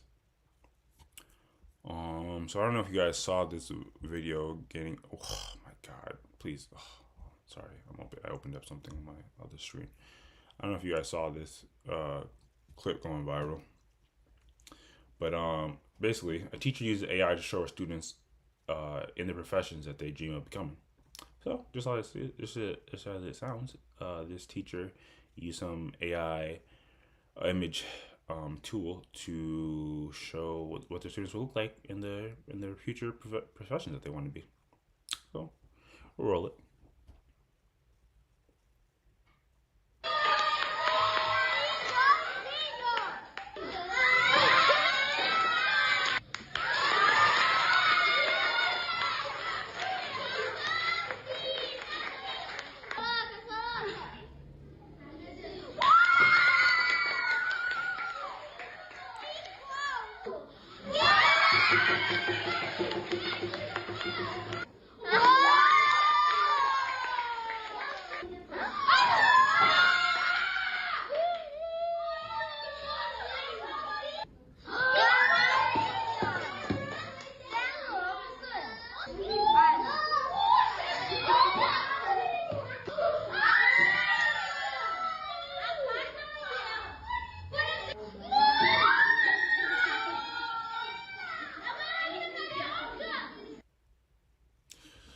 Aww. So for one, apologies for the choppiness of the quality. Once again, for any audio only listeners, basically, all that screaming in the background is the classmates expressing their joy and excitement over seeing these images, and it's just going through a student's and again AI images of what they would look like when they're older and in their professions. So it went through like one girl wants to be a biologist. There was I think a couple of boys that wanted to be soccer players, so it showed what they look like growing up in in soccer apparel. One little boy wanted to be an astronaut or just part of NASA to some extent. One little boy wanted to be in the military. So basically, these AI images, which I think we can all agree here, look pretty authentic. Like they look pretty realistic, and like you would almost think these are like before and after images of these students. And I think you know I think this was relatively adorable. Most people would say, but with all things, especially as it pertains to AI, some people do have some slight concerns. Obviously, there's always the concern of like um posting children, your students, on the internet in general, which I am going to jump out the window and which I don't usually do. I'm going to 100% assume that the teacher had permission from all these parents um, to do this. I think that's 100% safe to say.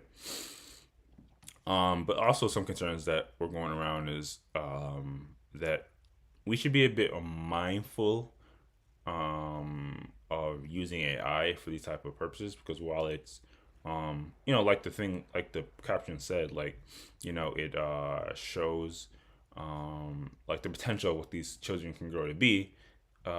As we should be mindful of using children to kind of help feed into AI to help that help that algorithm and that system continue to grow. Which I'm kind of curious to hear y'all take. Does this um, invoke any concerns, or do you think those concerns are real, or do you think this is predominantly like a wholesome and positive uh, experience for young students? I think one person even said instead of using an AI, they should have had the students draw what they would look like. I think that would have been cool too. We'll start with you, Ace. What do you think? I mean, overall, I see this as pretty wholesome. Um, I'm like imagining myself as a kid. If this had happened when I was young, I pretty sure all I would have felt was like super I think at this age I knew I wanted to be a civil engineer, so I'd have been super motivated to continue on that career path. And I think that's it. Well, I think as a kid, The you're also going to be, uh, like super. You're going to feel super stellar about like being and seeing yourself. I think it's more so like if you had a kid, would you be cool with the teacher doing something like that? Yeah, I think so. The one like slight concern for me is just introducing AI at a young age to kids. Like, I mean, maybe this is ignorant, and these kids are already fully aware of the capabilities of AI and what you can do with it. Um, but I would say like that's the one thing I would try to avoid as much as possible. For kids in especially in these younger grades. And I think it would have been more ideal to maybe get a like hire a artist or something Mm-hmm. to do these like type of renderings as opposed to AI. Um, Yep, but a lot of the internet artists were also not peeved about these yeah, renditions. exactly. Yeah, I would definitely prefer something like that. Um, but for the most part, I'm good with the idea. I don't think like in terms of feeding kids into feeding images of children into the algorithm is necessarily uh making a huge like dent into or making a huge leap in the progress of AI overall. Like I think in terms of AI's progression, we're pretty screwed regardless. Um so that's not really an angle that I think is uh too much of a concern. Like, but yeah, that's pretty much over my thoughts overall. Yep, that makes sense. The only thing is, hearing your response, I can already tell that a lot of the responses here probably would be, pretty sound and reasonable, which is what we want, of course. But I wonder, one day we gotta have somebody that subscribes to the fact that AI and use AI like this is like demonic. I know they would not, they would not be a fan I've of heard this it stuff. firsthand. I've heard it firsthand. I know they would this this type of uses would be right up that alley. But all that aside, what about you, Ghost? looking at something like this, do you think it's relatively wholesome and predominantly not a bad thing at all, or do you see the potential harm that can come out of using one using kids to feed into the to AI evolution, and or just using AI to create these images? You see the harm in these activities? Bro, y'all know I'm the biggest hater, skeptic of AI, blah blah blah. You are not the biggest But favorite of AI, but yeah, I guess that probably isn't accurate. But I'm definitely a big skeptic of it in its applicability. Well, I think this is probably like absolute best case scenario of what you could use it for. And anyone that has an issue with this or is nitpicking is being so it kind of it's just ridiculous because I don't understand how you could see this and find something wrong with it, like as opposed to the alternatives. Like people are saying they should have had the kids draw what they think they're gonna be. Bro, any kids draws are gonna be ugly as hell. They're gonna be holy moly! they're gonna be the kids are clapping, and meanwhile they're thinking in the back of their heads, "Wow, this looks ugly." Meanwhile, these images actually look realistic and can give the kids a something tangible, substantial, versus some stupid, ugly drawing done in crayon. And everyone's saying that they should have hired real artists whining in the comments about how they should have been hired as a commission. Like, come on, bro. Like, you're telling me this? It probably took like maybe 5 to 10 minutes per student for this teacher to do this, versus how many hours, how much cost of time for someone, an artist to get to I do mean, digital drawing or something. Like, come Photoshop, on, bro. Photoshop, you can bang this out Nah, pretty nah. quick. You can bang it out pretty quick. I, If you're I, skilled with Photoshop, you can If do this. you're a You can real do the whole class in artist. a day. It's not even Yeah, questionable. yeah. a whole class in You're a day. But again, the teacher would have to pay for this. No artist is doing this for free. Versus AI, literally 10-20 minutes per student, and bang it out way quicker and easier. Like, I think that the hate and the people are just looking for stuff to find an issue with at this point. Like, I don't see how anyone could have any problem with this unless you think AI is demonic. Well, there are definitely quite a bit of things that could be responded with. Um, but in lieu of time, uh, and also I'm curious to know what you guys think of some of the other topics. The only thing I will ask is, based off some of your comments, we're here to give our hot takes. What exactly are we gonna say when Little Ghost Junior comes to you, ecstatic to show you their drawing that they made in art class?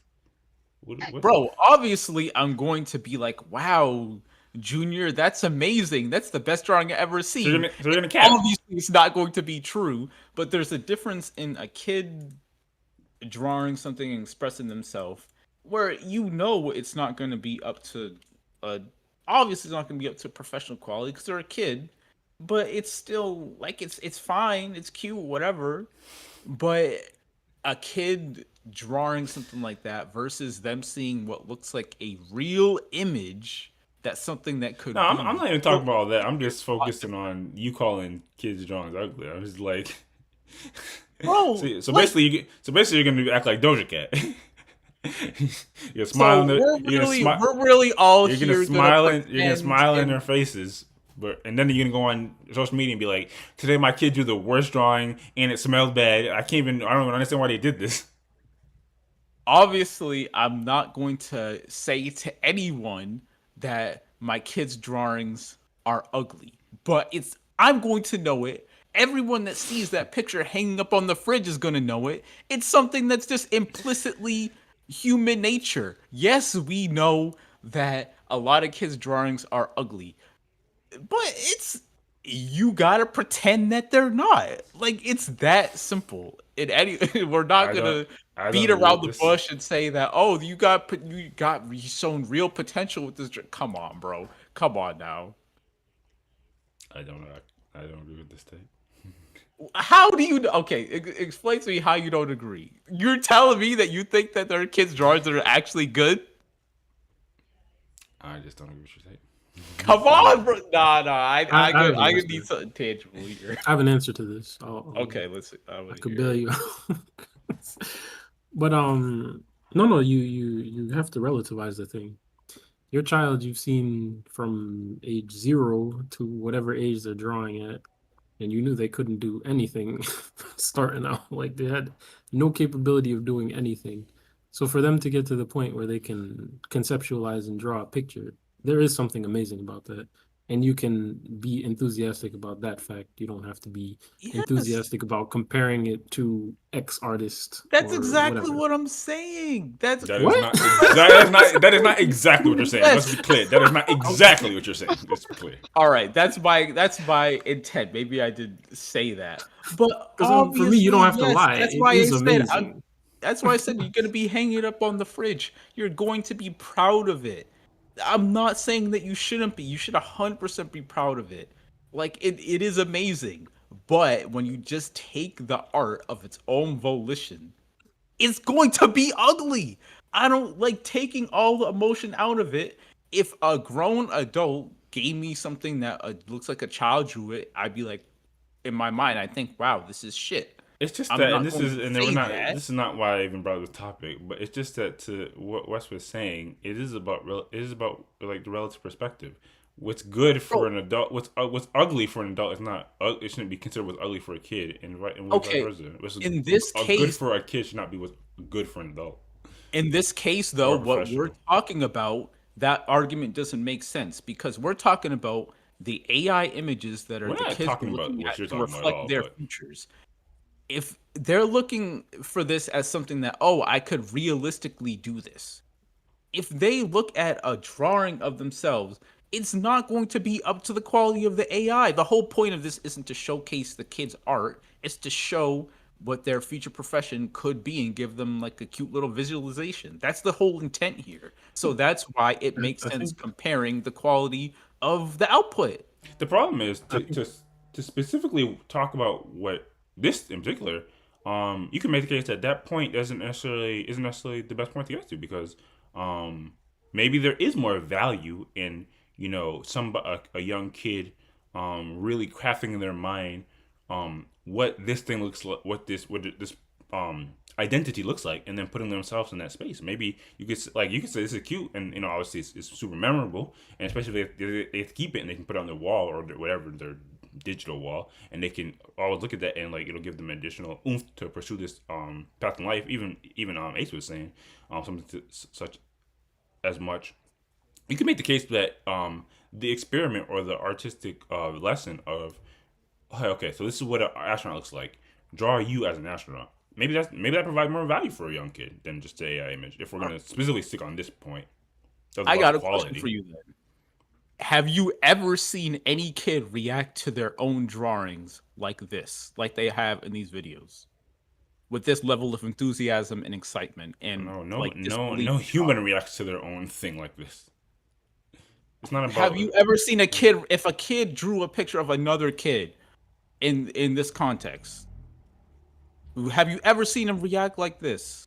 Oh, you Like said if I another would. obviously kid. it I has think some larger effect on them than, If somebody else drew it, they could act like that. What do you mean? oh my god. it's two We're different talking, come exercises. on, bro. It's two different No, I'm exercises. done. I'm It's done. two different exercises. It's two different exercises, If I was and a I little think they have kid two different and my purposes. best friend at the time or the little girl I had a crush on, if they drew me, I'd definitely act like this. What do you mean? All right, bro. I'm done. Go ahead, Nothing Wes. else from me. What do you think? No, no, I was just saying that it would be two different exercises, and there would be different things that you could get out of each one. I see what you're saying. Uh, but I think I never got to comment on this originally, Yeah, so just go ahead. I'm gonna Go just ahead. say, Give your take. um, no, I think the question is whether being able to visualize oneself in the future in that job is a good thing or not. And I think that to that question, I say it was a super wholesome exercise, and I think it could be super motivating for a young kid. Um, I think the concerns, like as you all said, the concerns about AI in general, I don't see major concerns as long as, of course, there was clearance from parents and things like this. Uh, as Ace said, like as far as feeding the tools and stuff like that, I think those concerns are pretty weak. And I think it was just a net positive. Like it was super wholesome to watch these kids. Mm, well, I mean, weak from what perspective? Because from just if you're just thinking about the efficiency of these tools, then obviously no. But if you're thinking about some level of ethics and morality, you can make the case. Could you make that case? Because I'm failing to see reasoning. I get you. No, I'm I sorry. get you're being I'm devil's sorry. advocate, but I'm just I forgot for a second. I'm not trying to be a hater. I No, literally no, just can't no. It's see completely my fault. I forget. certain Sometimes I forget. circumstance. Sometimes I'm But just chopping up. Yes, as it I pertains think to. Go ahead. the biggest case you could probably make is that the children haven't necessarily given their consent, being informed And maybe or children having shouldn't formed an even be able to opinion give about consent. AI, perhaps. Because maybe they'll grow up and be like, I hate AI and I never should have given my images to AI or whatever, because they're more capable of forming an opinion when they get older. Uh, so that's a valid argument, I That's a uh, part suppose. of it. it's an argument. Yeah, but I, as you said, Ghost, if this is what you're gonna fight about in terms of AI being bad, it's kind of ridiculous. No one's saying AI is being bad, but the problem is AI is like the wild wild west right now, and it's just continuing to grow, and we don't know some of the implications that a person could have or that it can have on society afterwards. And we already have seen some negative implications. Obviously, I don't want to go into some of these negative aspects as it pertains to children, but we've seen like AI being used in unsavory industries as it pertains to taking someone's likeness and putting it on somebody else. Um, and actually, I guess the one way I will speak to it is there was I want to give like super short um version of this. So there was it's speaking on the same thing that I was just mentioning about how people are using people's images and unsavory images. But there was a person that was talking about like I don't know if they specifically experienced it, but their concern was it when you see yourself in a space that you have not been in, it creates or you don't even want to be in or haven't been in. It creates that feeling. You know that in like horror genres where you see your doppelganger and you get that weird Uncanny feeling of Valley. sorry, say it again. Uncanny Valley. Yeah, something like that. Not quite, but yeah, I know. Yeah, it's not Uncanny Valley, but well, it is kind of Uncanny Valley. To be honest. It is Because very similar. All the It's uh, same. super similar because you know it's not human, but it's still approaching that. it looks human. Yeah, Yeah, Yeah. it creates that sense of like when you see yourself, but it's not you, and that can create a very and one it's always talked about like in horror, but it creates a very inhuman like sense of like again like you just get a weird feeling of like hey this is not me but it is me um violation.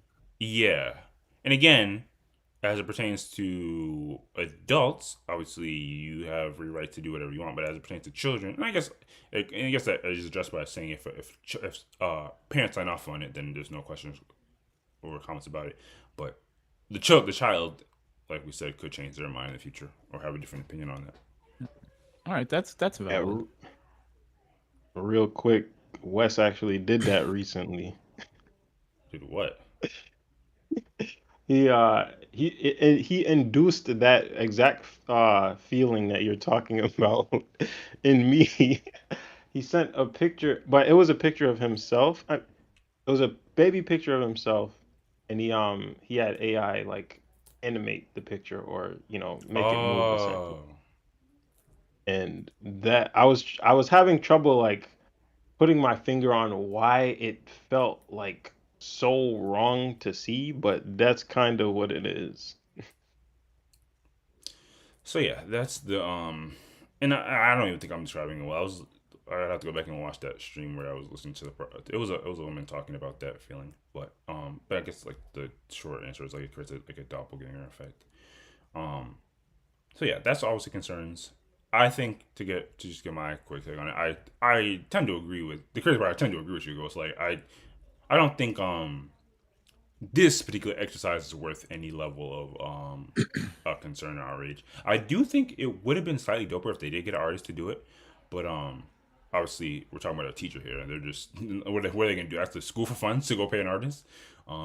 Yeah, so just this definitely is dope. It gets kids extra motivated because it is one thing to say, hey, one day you can become um, a biologist or you can become this thing and you get to see what another person looks like in that role. But when you see yourself, it does give you that additional boost to want to really stick with that and to delve into that world. So all in all, no, I don't think we on this podcast will reject this, but you just have to always be mindful of what the naysayers or the other side would say. I guess is the moral story. Um, but if nothing else, we can move on to the next topic.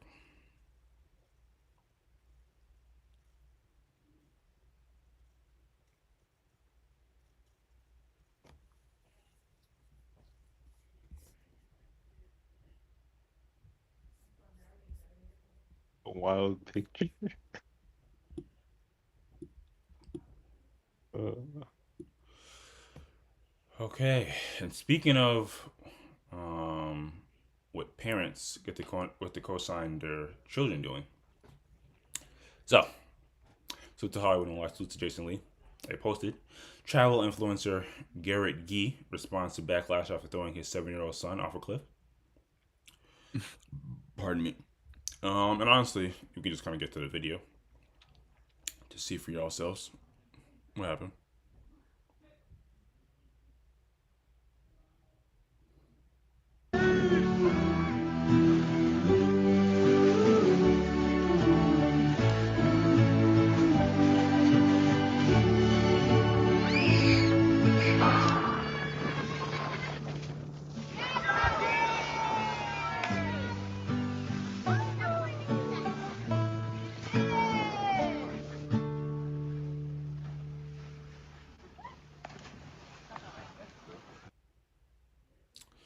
So,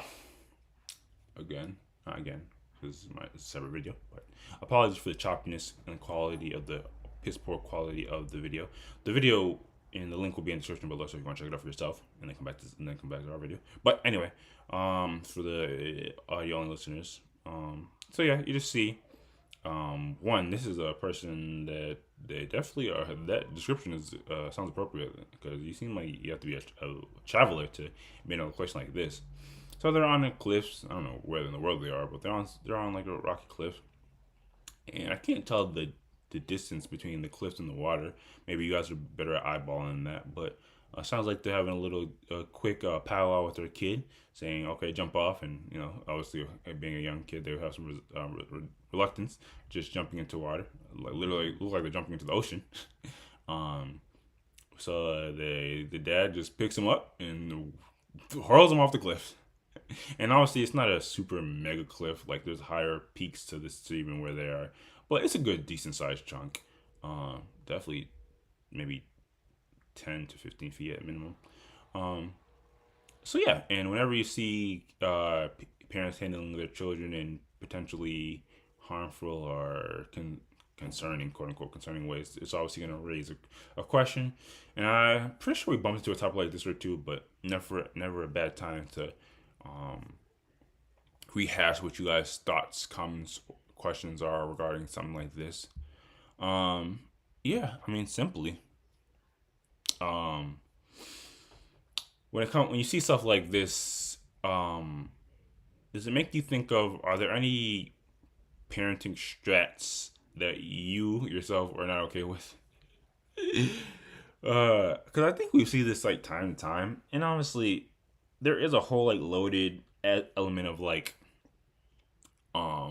this teaches your kids to not, you don't always, there is don't be anxious of anything. Like sometimes there is Sometimes it builds help builds confidence because that kid can obviously swim, so teaching that kid to quite literally like take that risk and just jump into that pool and be confident in your own abilities. But the method by which they do it is just like birds literally throw their offspring off the out the nest. So yeah, when you see this, are there any parenting traps that come to y'all minds that y'all actually, even though we're not here to tell anybody how to be a parent, especially us of all people, that you yourself would probably stray away from? Um, I'll get mine's out the way quickly, and it's obvious. I don't really, even though we've all been, has our parents' voice raised at us, and especially it's interesting because I also come from like a sports background where dealing with coaches, they're 1,000% gonna yell at you. Like they're gonna yell at you even if you're doing good. Like we would literally win some of our meets against other schools and we'd get yelled at. It's crazy, but in general, I don't necessarily think I can imagine a household where parents actually don't yell. I don't necessarily think that's really necessary. And also, one that's a bit more controversial. I also don't necessarily think certain language needs to be used as it pertains to kids, like bad words. I know bad words, subjective based off culture and society, but I don't necessarily like using that against, on, around and or at kids. But that's just my take. Um, so what about y'all? Are there any parenting strategies where you wouldn't necessarily, go up to a parent and be like, "Hey, you shouldn't do that," but you also don't think is the best strats to enforce or use when it comes to kids? And I guess this situation, do you think this is a bit much? I'll start with you, Les. What do you think?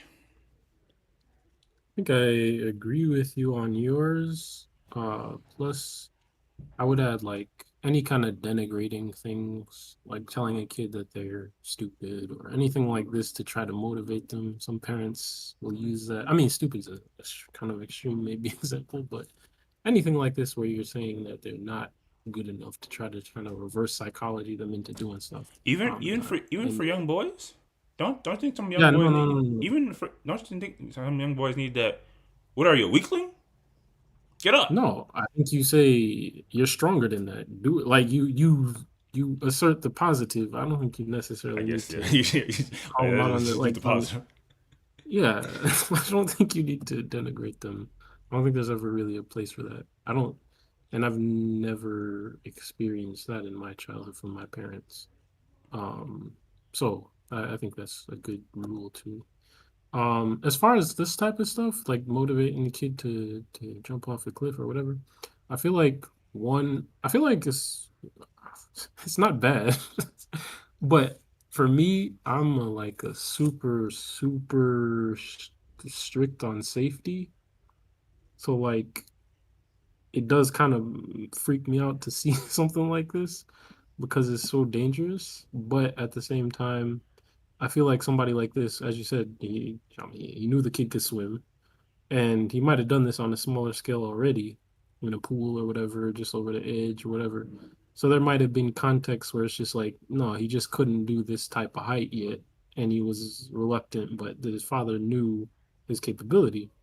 And so I think at that point, the idea of doing something like this and pushing your kids, I think this is specifically like a strong point of a good father, Mm, um, to to make you go a little bit beyond what you think you can do, but what the father is aware of your ability in. I think that's a great thing. So I'm not against it, but as I said, being a safety person, it makes me a little bit uneasy to see. But yeah. got you. Makes sense.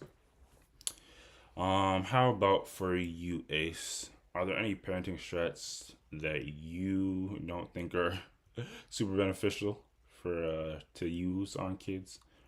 And in general, what do you think of a circumstance like this with this brother that's throwing kids into little oceans? Um, I had one and I lost it. I obviously agree with yours. I'm blanking on what mine was. I mean, what one thing I will say is that uh, if I do ever become a parent, or that's, in the cards for the, I know it's gonna, happen in the near future or whatever. I think I would want to take like some type of parenting classes or something Hmm. just to really shore up on um just like different things like uh when and how to introduce certain things to a kid, like I don't know, like learning a second language or even, teaching them how to swim and stuff like that, Don't you really just ask having your the parents for all best. that? Not necessarily. I mean, I would get their opinion, but yeah, I would also want to get that in like a formal learning setting too. Mm-hmm. Um, yeah, I can't think of what mine was. I had one. Regarding this video though, I um off the title, I was like, this sounds kind of insane, but no, this looks fine to me. I mean, given everything that Wes said, like, uh, we can kind of tell the father um knew the capability of the kid. Obviously knew the kid could swim. Probably did something like this before, so just not in this setting. And I can relate to that, being a kid, being afraid of certain things, and the fear just coming from the setting and not necessarily the thing itself. Yep. Um, so there's a good handful of fears that I got over in a very similar way from both my mom and my dad doing stuff like this. Um, so yeah, I'm on board with it. I will say I don't necessarily like the social media aspect, and this guy's an influencer, all of that stuff aside. I'm good with this video and this general parenting technique. Yeah, I'm rolling. They definitely, if your mindset is to just particularly like do this for your kids and your family, that's one thing. But once you put it on social media, it turns into a larger conversation, which that's how we get here. But Right. Yeah. still, kind of, I can understand the annoyance of that. What kind of reminds me of, and hearing you talk, like for all the skaters out there, when you're teaching your kid to go down like like a half pipe or something like that, like I feel as if there's probably some dads that kind of gave their kids a little nudge. Oh Yep. jeez. Yep. Um, and then what about you, Ghost? Are there any parenting strategies that come to your mind that you don't think are the most productive or beneficial for kids? Um, in general, what do you think of a strap or a video or example like this, rather? Sorry. Pretty much on board with what you guys already said. I think it heavily depends on the parents knowing the kids' capabilities and their limits. Like just introducing something like this to them out of nowhere definitely would not be on board with. But given the context, like if the kid has been introduced to this before and it's just a matter of in this specific instance, the setting that's what's making them afraid, then I do think that uh, a little push is healthy and necessary in a lot of cases because again, kids are just kind of naturally fearful when it comes to certain things, and sometimes you just need to get pushed. Not even just kids, just people in general can be fearful of things they're not familiar with. So just getting that push can be good in the long run. Um, Again, just heavily dependent on the parents taking the necessary steps and knowing their kids, because there's some parents that'll just say tough up and do this, this, and that, and the kid's not ready, and then it ends up uh, spiraling to something not good, which that's number one thing you want to avoid. But as long as the correct steps are being taken, I'm for this. Um, as far as parenting techniques, just in general, um, I don't know. I think you had a good one, Quest.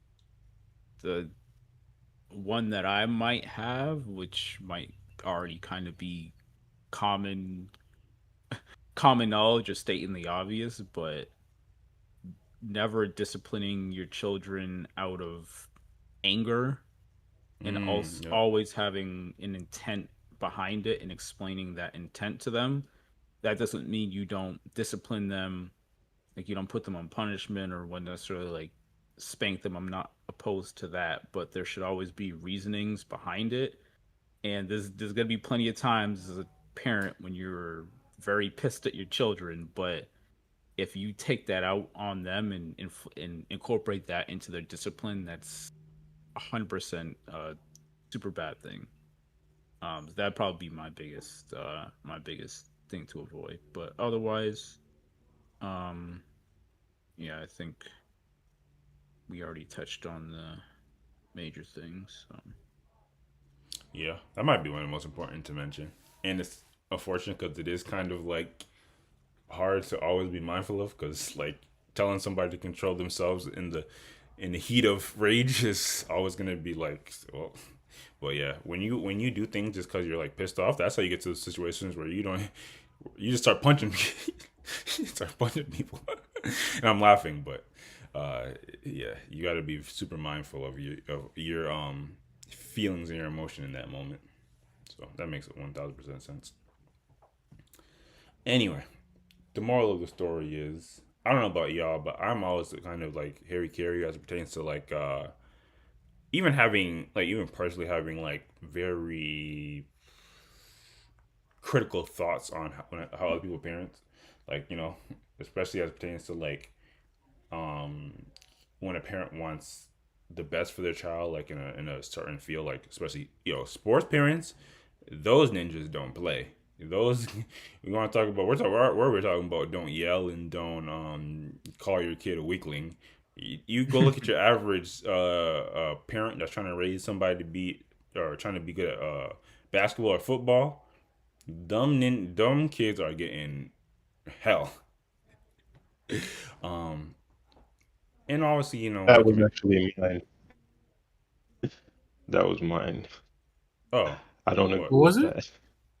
The sports, like in general, pushing kids to do something, not necessarily to do something like a sport or something that they don't like. Like I think that's fine to have them do it, but to be overly critical of them not winning or whatever, especially when you can see they're at least applying themselves or at the very least like doing the thing, like they're acquiring the skill. So I don't see getting mad because they lost really at all. What if they could be the next MJ if you just gave them that little extra push?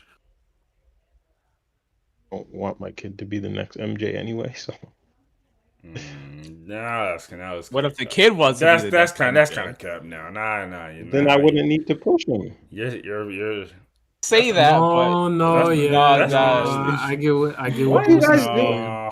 No, Wait, I is get it what Ghost is Westview or saying. what's Right nah. when going No, we're on? no, wrapping it up too. I'm not saying, I'm not saying you should do it. You should push them or whatever excessively. But if a kid thinks, this is kind of the conversation we had last time. If a kid thinks that they want to be the next big thing or whatever, they can say that, they can express that as many times as they want. But if they don't know the Oh, amount of work that they're gonna have to put in, you Yep. may need to be the one to be like, are you serious or are you not? Because if you are, oh, then with I got to the tell you, Shaq. wake up, do this, whatever. And I could see it Hmm. being where they can express it as much as they want, but in reality, they're going to be falling short in certain things, and the parent would have to push them to get them to where they think that they want to be. So it's not as clear cut as they'll have the motivation if they want to do it. Oh, okay. So you're replying to what I said. Yeah, yeah, yeah. Um, okay, I guess. I don't think that necessarily goes against what I'm saying though, in terms of uh being like overly being overly negative about losses. Like I think there's still a way in which Okay, Like, okay. okay, let's say the kid does want to be the next MJ, and they do lose because of reasons that you are clearly seeing, they're No kid losing wants to be for. MJ these I days. think Want to you be can Anthony point those Edwards. things out without it being about like you have to be the best, or it just more from a realistic standpoint. Like, you are not going to get where you want to be if you continue to make XYZ mistake. It's not about the loss, it's about the lack of technique, whatever particular issues that you see that would prevent them from achieving what they want to achieve. I kind of I see do, where I you're do going. think there's a bit of a difference there. A little bit, maybe. Yeah. Fair enough. I obviously don't want to exacerbate the conversation. I don't know why you slick said I don't want my kid to be next MJ. I don't know that one. I don't. I don't. The believing. I don't know. I don't know if it's there. But we can save that for another time. If there's nothing else, we can move on to the next topic. The last topic, I believe.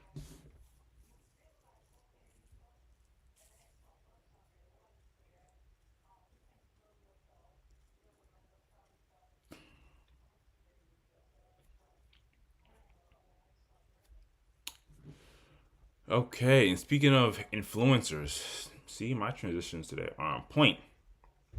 Um, I'm sure at this point we all heard about one how with the current administration, one of the emphasis that they are on is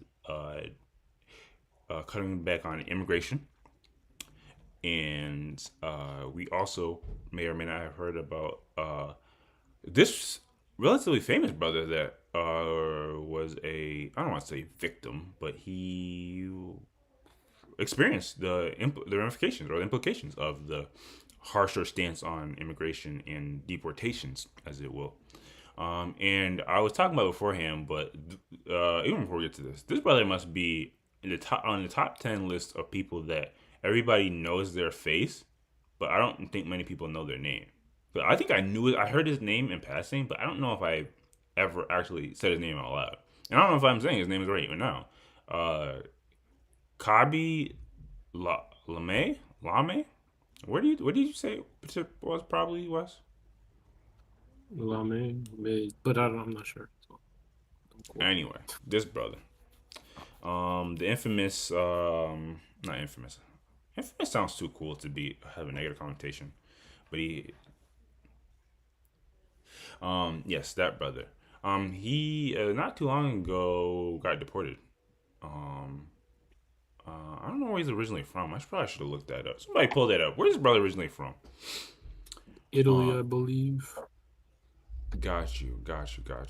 So yeah, he was recently deported, and I don't even know. The crazy part, he could have obviously through him being in the states, he got to meet literally like a bunch of. I know he ended up meeting Will Smith and Dwayne Rock Johnson, and amongst other incredibly huge stars and superstars.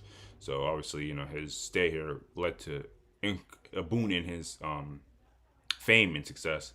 But I feel as if he's just gonna make that pose after all these things are obvious, he could have just stayed in his own native land. But anyway, what you may or may not have known is, this influencer, BoLoudon, claims he had a role in the viral TikTok star Kabe's deportation. Let's hear what he has to say. Actually played a role in that deportation? Yes, I had some buddies who work closely with him on several major contracts and things. They were all telling me that there's several red flags with this guy. He admitted that he was in the country illegally on an expired visa and entered the country like 49 times. And so I just flagged it to a buddy of mine in the administration at Homeland Security. And next thing you know, they gave him till June 1st to self-deport, but he didn't do that. So he ended up getting physically deported or removed from the Las Vegas airport on June 6th. I saw that. He was in Vegas where I'm at. Yep, he was heading to Miami for an event, but he wasn't able to make it. I got a lot of hate and a lot of backlash and death threats and that kind of thing. But, I noticed a lot of people were like, hey, thank you, because I came to this country legally. It was a long and excruciating process, and I'm really glad that you're looking out for the little guys. We have a celebrity that's abusing his celebrity status to break our laws. We can't do that. Okay, so you have this brother explaining how he did the literal if you see say something, say something. He heard the grapevine about this about they're both influencers. What should I call his brother? I want to call him Hands Guy. I'll call him KL. He heard about KL situation, and he has some through some of his contacts with literal and literal. It sounds like you're talking about homeland security. He made a couple calls, and that may or may not have some influence on a little pressure being applied to looking into this brother. And obviously, when you're famous, I feel as if you're already going to be more eyes on you. So that part where he said he was using his fame to bypass things, I don't know. Although when you are famous and you have a lot of clout, there's other visas that you can get on to get to. Say again. Oh, I said exactly. So I don't know about that point.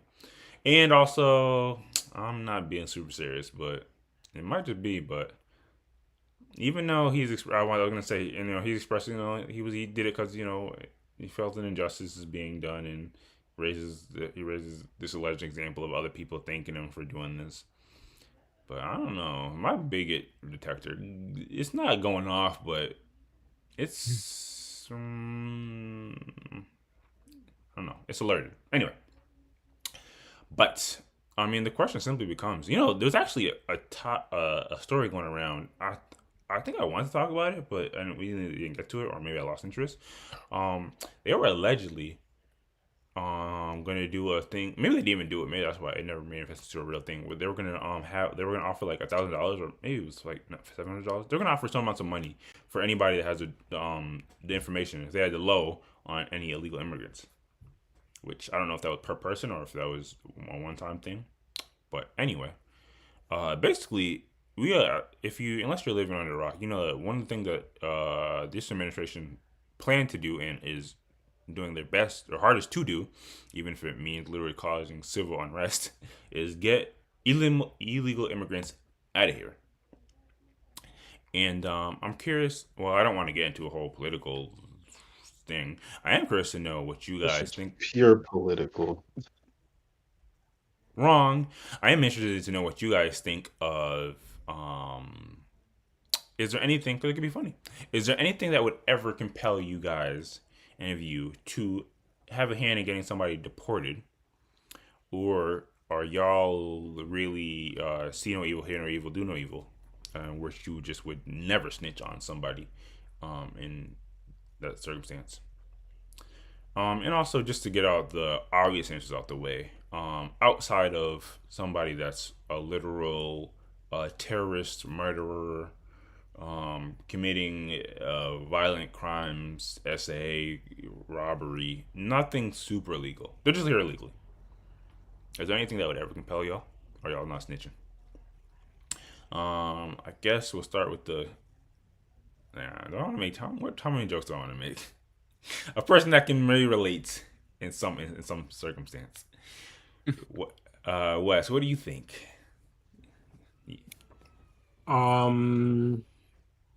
You already excluded the reasons that I would try to get somebody or could try to get somebody deported. Yeah, outside of like the harsh stuff, If like they're- they if didn't do they're anything. affecting me, my family, or even the community, like, they gotta go, because that is one way to like actually remove the problem. Like, if there's a risk to people's health or people's lives. But other than that, no criminal activity, even if they're just an annoying person. No, I'm not going to interfere in that, because I don't know people's lives. I don't know what they got going on. I don't know none of that. And I'm going to just inject myself into the situation to get somebody out of a country. No, it's not my responsibility. What about with this quote unquote MAGA influencer? I don't even know what that means. MAGA influencer saying, what about if you acknowledge the fact that some people are going through the full legal route, and that's a pretty extenuating process? Would you feel compelled to the ones that are doing it not by the books, get them out of here? That don't have nothing to do with me. Yes, it sucks. I'll admit the legal around can be very annoying, but that doesn't have anything to do with me that somebody else is deciding to not go the legal route. It's just I know they're likely going to get caught at some point, or they're going to figure out how to get their situation regulated. Either way, that doesn't have anything to do with me. Well, I mean, if you believe It kind if you believe they'll get caught at some point, why wouldn't you give them the government helping hand? No, because I don't know what test the person is going through. Like they could be here to be reunited with somebody in their family, or they could be wherever they are to be. Yeah, somebody could be in poor health. They could be just trying to stay out of visit as long as But they legal can. is illegal. Yes, but that's not my business. The only argument that can kind of work is that for people who are trying to do it legally, potentially having people get through the system illegally, whatever, could make it harder for people to get or to stay legal or to be legal in the future because they try to tighten things up and do all this stuff and make you get paperwork from when you were a child and all this stuff that is hard to get. And it could potentially make it harder down the road in terms of the grand system of immigration. And that's the best argument that people have, but I can't be on that side where I'm just trying to get people in trouble and move down. Because like you also have people who might be on visas or whatever, and they don't know they're not from they only know, let's say the US or wherever we are in the situation. They've been in the US since they were really young and they've had valid visas and at a certain point they had to overstay or they didn't get renewed or whatever for them to go back to wherever their nationality or their citizenship is to go to a country that they never really knew. Mm-hmm. And so you have no idea what this person is like. Like you could be taking a person out of what they actually physically call home, like because of what? Because you think you know something about their situation. Like there's a lot of dynamics that are at play. Okay, that makes sense. I will say, would you say you're looking at that from more of like a because you we could provide some examples of like it just makes sense why they would be here, even though technically they shouldn't be allowed to. Yeah, are you looking at more like on like an empathy standpoint or relatively like pragmatic or objective? Yeah, I mean, it does have to do with empathy. It has to do with yeah, being a good human, like Well, because good human is relative because this guy would say you're being a bad human by not saying something. no, because I think unless you're gonna know this person's life from A to Z, you don't know the human component of the thing. Now, if you want to say like I said, if you know, as what I said, if there's any criminal activity or whatever, things like that, and you think there's a safety issue, whatever, I get it. I'm not against Well, anybody who's actually, you can arguing make the from that case that being illegal is criminal activity. other criminal activity where you might harm yourself or yourself, or you might harm others, primarily. Um, I can say even maybe financial, because if you're trying to defraud a small business or whatever, that's you're messing up people's livelihoods. So I could say I could say even maybe to that extent, if you know that this person is in shady business dealings or whatever that, and it's on the financial aspect of things or they're stealing stuff or whatever, I can understand that. But once you go beyond that, once you're just looking at a person and you have no reproach except for that they're here illegally or they have an expired visa or whatever. I don't think that's personally. I don't think that's my business. Yeah, I get it.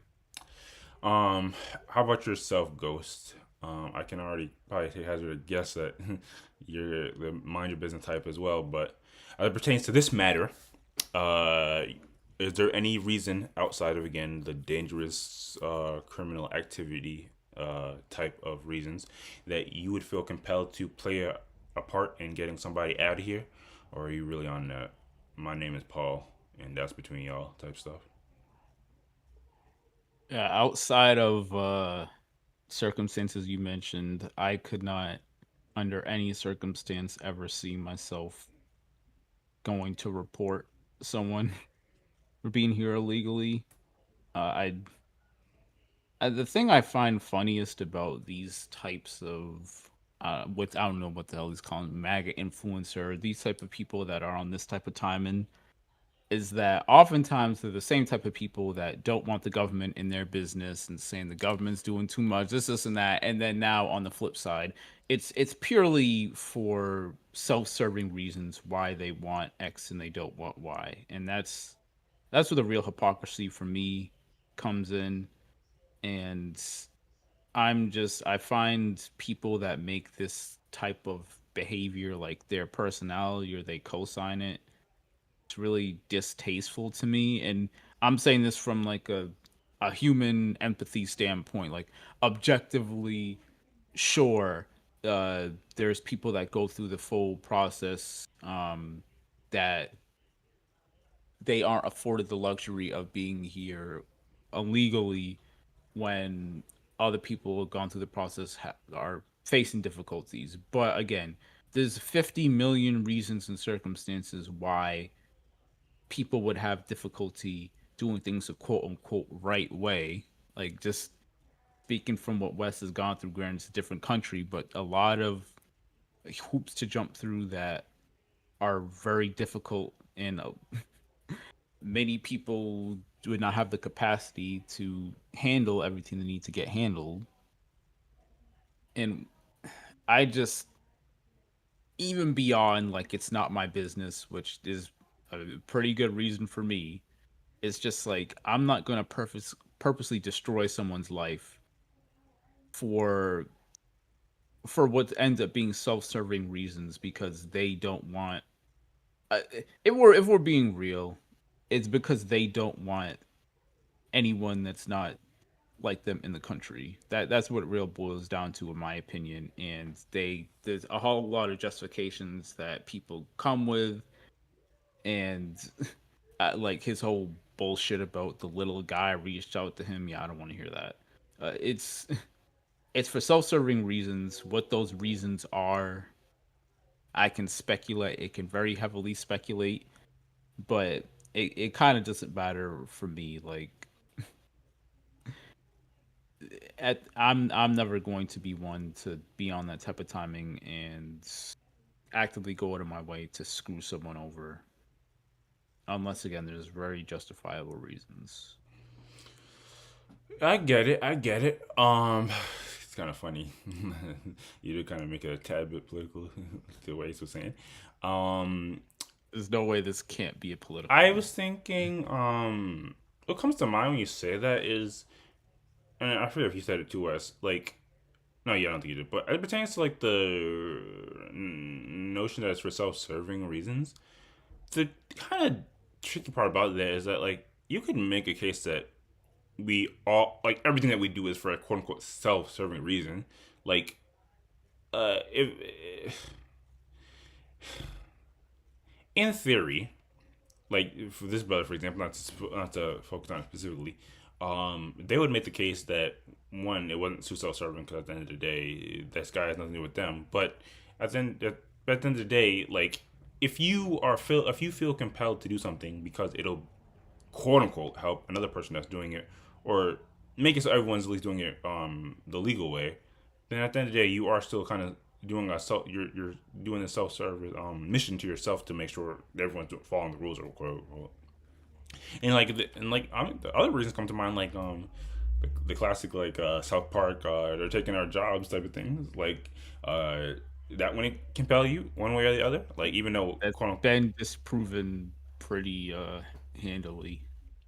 But I mean, you're right in the sense that technically there is justifications for all of this, but realistically, just looking at the context of who these people are and how these people operate, and again, going back to the whole don't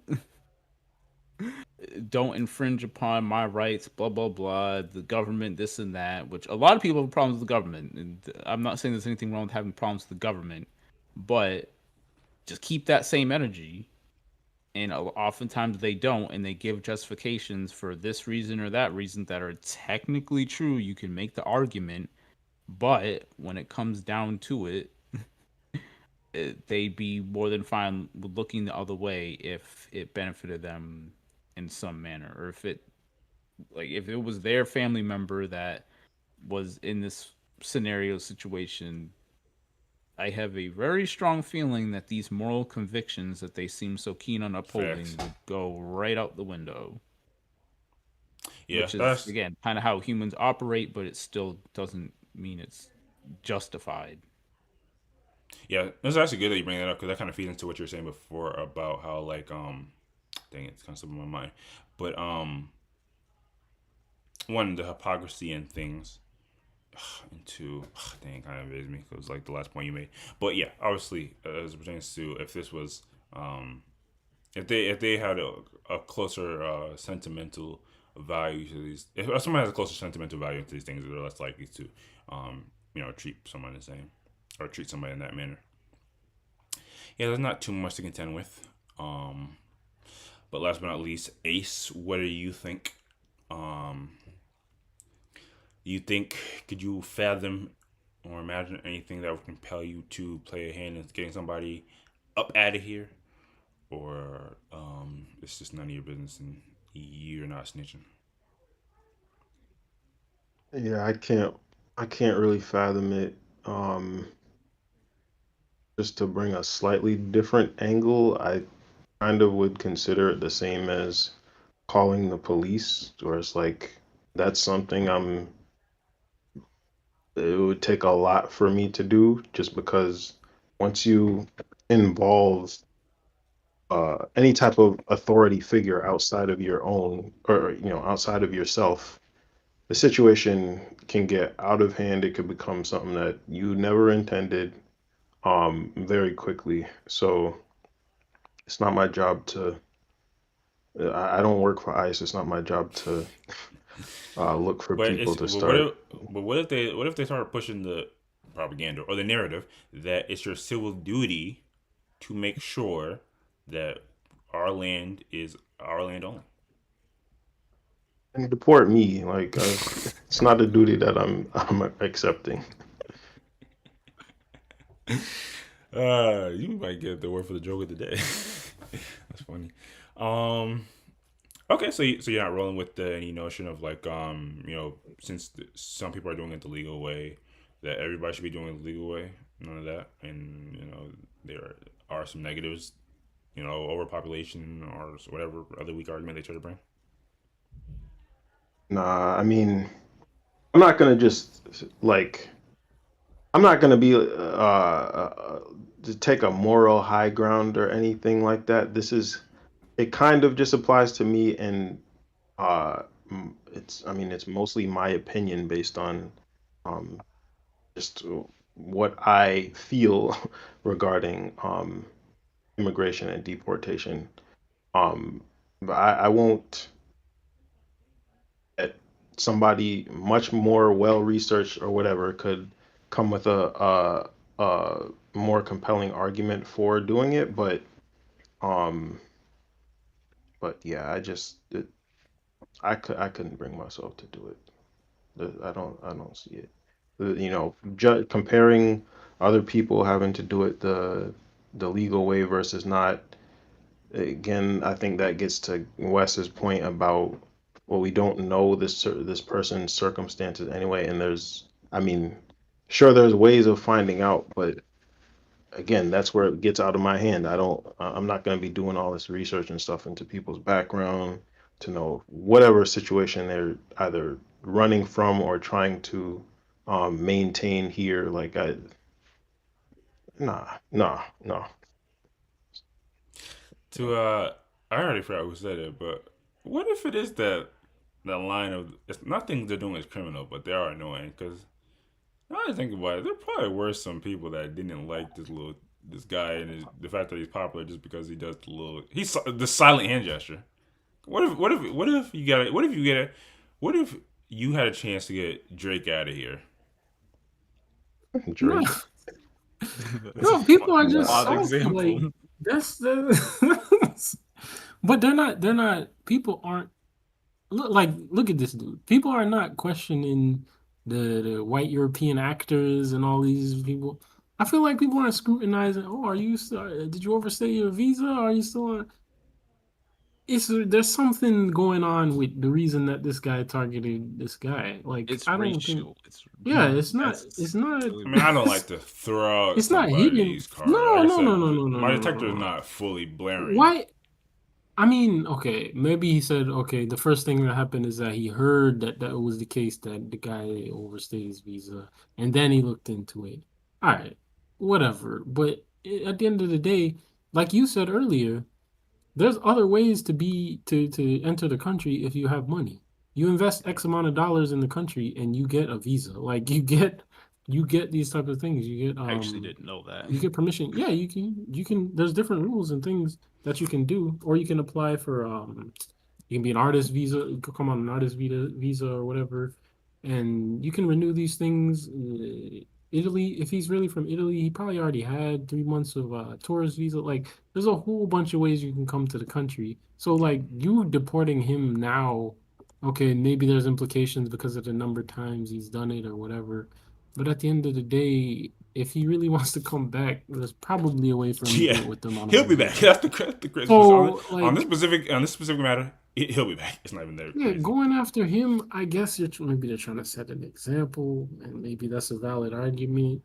But like, are you applying this equally across the board? And does it really make sense? If you're a vigilante that's going out and seeking out, okay, I'm gonna figure out if this person had a criminal record in this country, and then I'm gonna try to get this person deported. Go for it. I have no problem with that because, as I said, it Being can the be a quick fat way man to of resolve immigration is crazy. issues. But it can be a quick way to resolve issues or take them out of the context that they shouldn't have even been in the first place. But other than that, it's just weird. It's just weird. Fair enough. I don't know. For this story, the moral of the story is kind of, I mean, more than usual, subjective based off where you stand on these matters, and it can easily get pretty politically charged pretty quickly. So I won't even linger on it too much. But I do think one, when you're looking at these circumstances, like we've been talking about, you should look at some level of even if it's not full empathetically, like at the end of the day, like you don't got to be in people's business, and I think there's I I don't know. It's just so weird how like that's like a cultural thing almost. Like some people just grow up to not be in people's business, and that's not to say you just literally like turn a blind eye at every single circumstance that's happening. Even though some of us might take it to the extreme further than others. But you don't gotta be like if they're not actually causing a harm to the community, like you don't gotta be in people's business. I don't know. That's just maybe I sound like a old auntie or old mom that's like just imparting this saying to their kids or their nieces and nephews. But I don't know. It's just that's just where I stand on it. You don't gotta be in people's business. Um, but yeah, obviously some people feel completely different, and they would say that it is their business who all is in the country or who all is in their territory. We're not going to go there. At least not now. Maybe one day we'll go straight straight politics. There's a lot of money in that, Although you gotta not sell your soul, but you gotta be ready for all that comes with it. Anyway, Plus, you said you didn't know what MAGA meant. MAGA influencer. no, I didn't. Obviously, I know what a MAGA is. I've Oh, never heard of the okay. term MAGA influencer. Like Oh, that, it's I don't know. Maybe that is kind of. Were you gonna follow up on that? Because I mean, you could get that. That kind of gets to the conversation of like what when you think of an influencer, what do you think of? Like, does influencer have to have certain like it denotes something? Can you just be an influencer? Like, do you have to be Beauty yeah, influencer. beauty influencer, a travel influencer? Like, Yeah. can you just be a raw influencer? Do you have to be attached to something? I don't know. I would just assume it was like the person is a vocal Trump supporter, and they happen to be an influencer, maybe it doesn't necessarily indicate that that's all their content is about, but I would assume that a lot of it probably is, or at least that's their political stance that they are vocal about. Yeah. Man, at the end of the day, I'm just all I say. It just sounds corny to me. If it has to say something to the effect of like Republican influencer or conservative influencer, like I've heard that, and that I can easily establish like what their content is and what they put out into the internet. But MAGA influencer, that sounds. Or at the end of the podcast, so it sounds like a dick sucker. To be honest with you, but regardless. If there's nothing else, we can move on.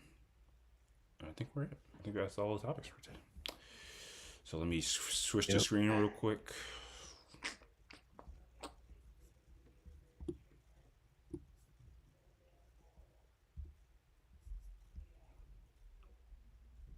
And then fix this. And then hopefully this still looks alright. Oops. Wait. Oh, no, I got it. I was like, why is this cut off? Sorry. Oh. Maybe it's my fault. I've been playing with the OBS settings a bit.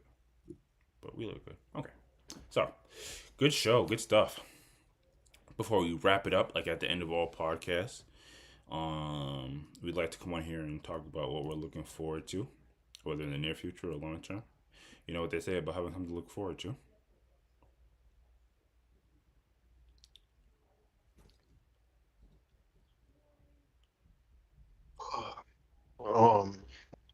Nobody said I couldn't say the same thing twice, so more swimming. I did swim yesterday. It was great. Nice. Yeah, I think I mentioned I got to go to a little beach last week too, so I definitely can 100% get on board with just something about being in water. It just feels so right. Yep. I got a little work travel, just a 1 day joint, and somewhere I've never been. Should be interesting. Plus, it's still inside the country, still in France. But then I have a little bit of vacation in August, so I'm looking forward to that as well. Some time off work. Oh, praises. Yeah, it's interesting. I feel as if even sometimes work related trips can still be like have pleasant, and you end up experiencing something new. Yeah, mine's pretty similar to yours, Wes. I'm planning on taking some vacation time, hopefully in the next few weeks, which is a rarity for me. But yeah, that's pretty much it. Nice. And for myself, in a couple weeks or so, going to a show. Y'all know me. I'm not necessarily the most enthusiastic concert goer, but I'm seeing my homeboy, a whole 4-3 legend, T Swan, going to be performing at a relatively decent venue. So I'm super pumped to see how that turns out. Hopefully, it's a dope little audience, and the show goes well. So that's what I'm looking forward to. Nice. But with that, I think that was it to come in here and talk about today.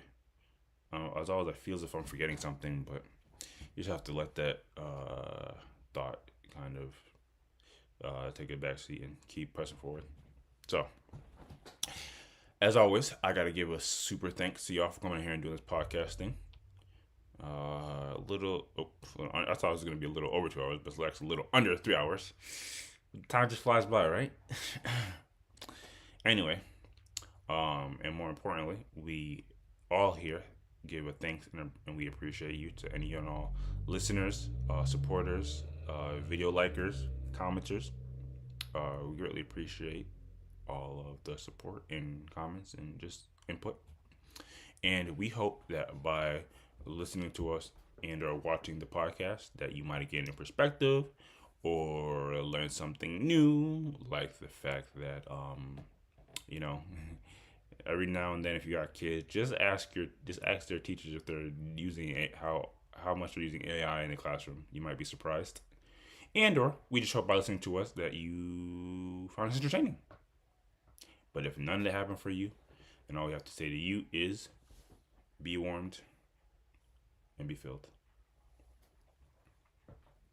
Thank you.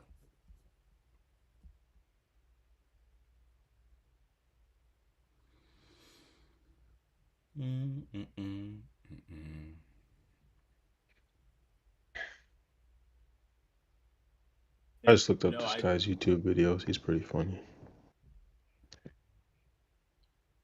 The Maga brother or the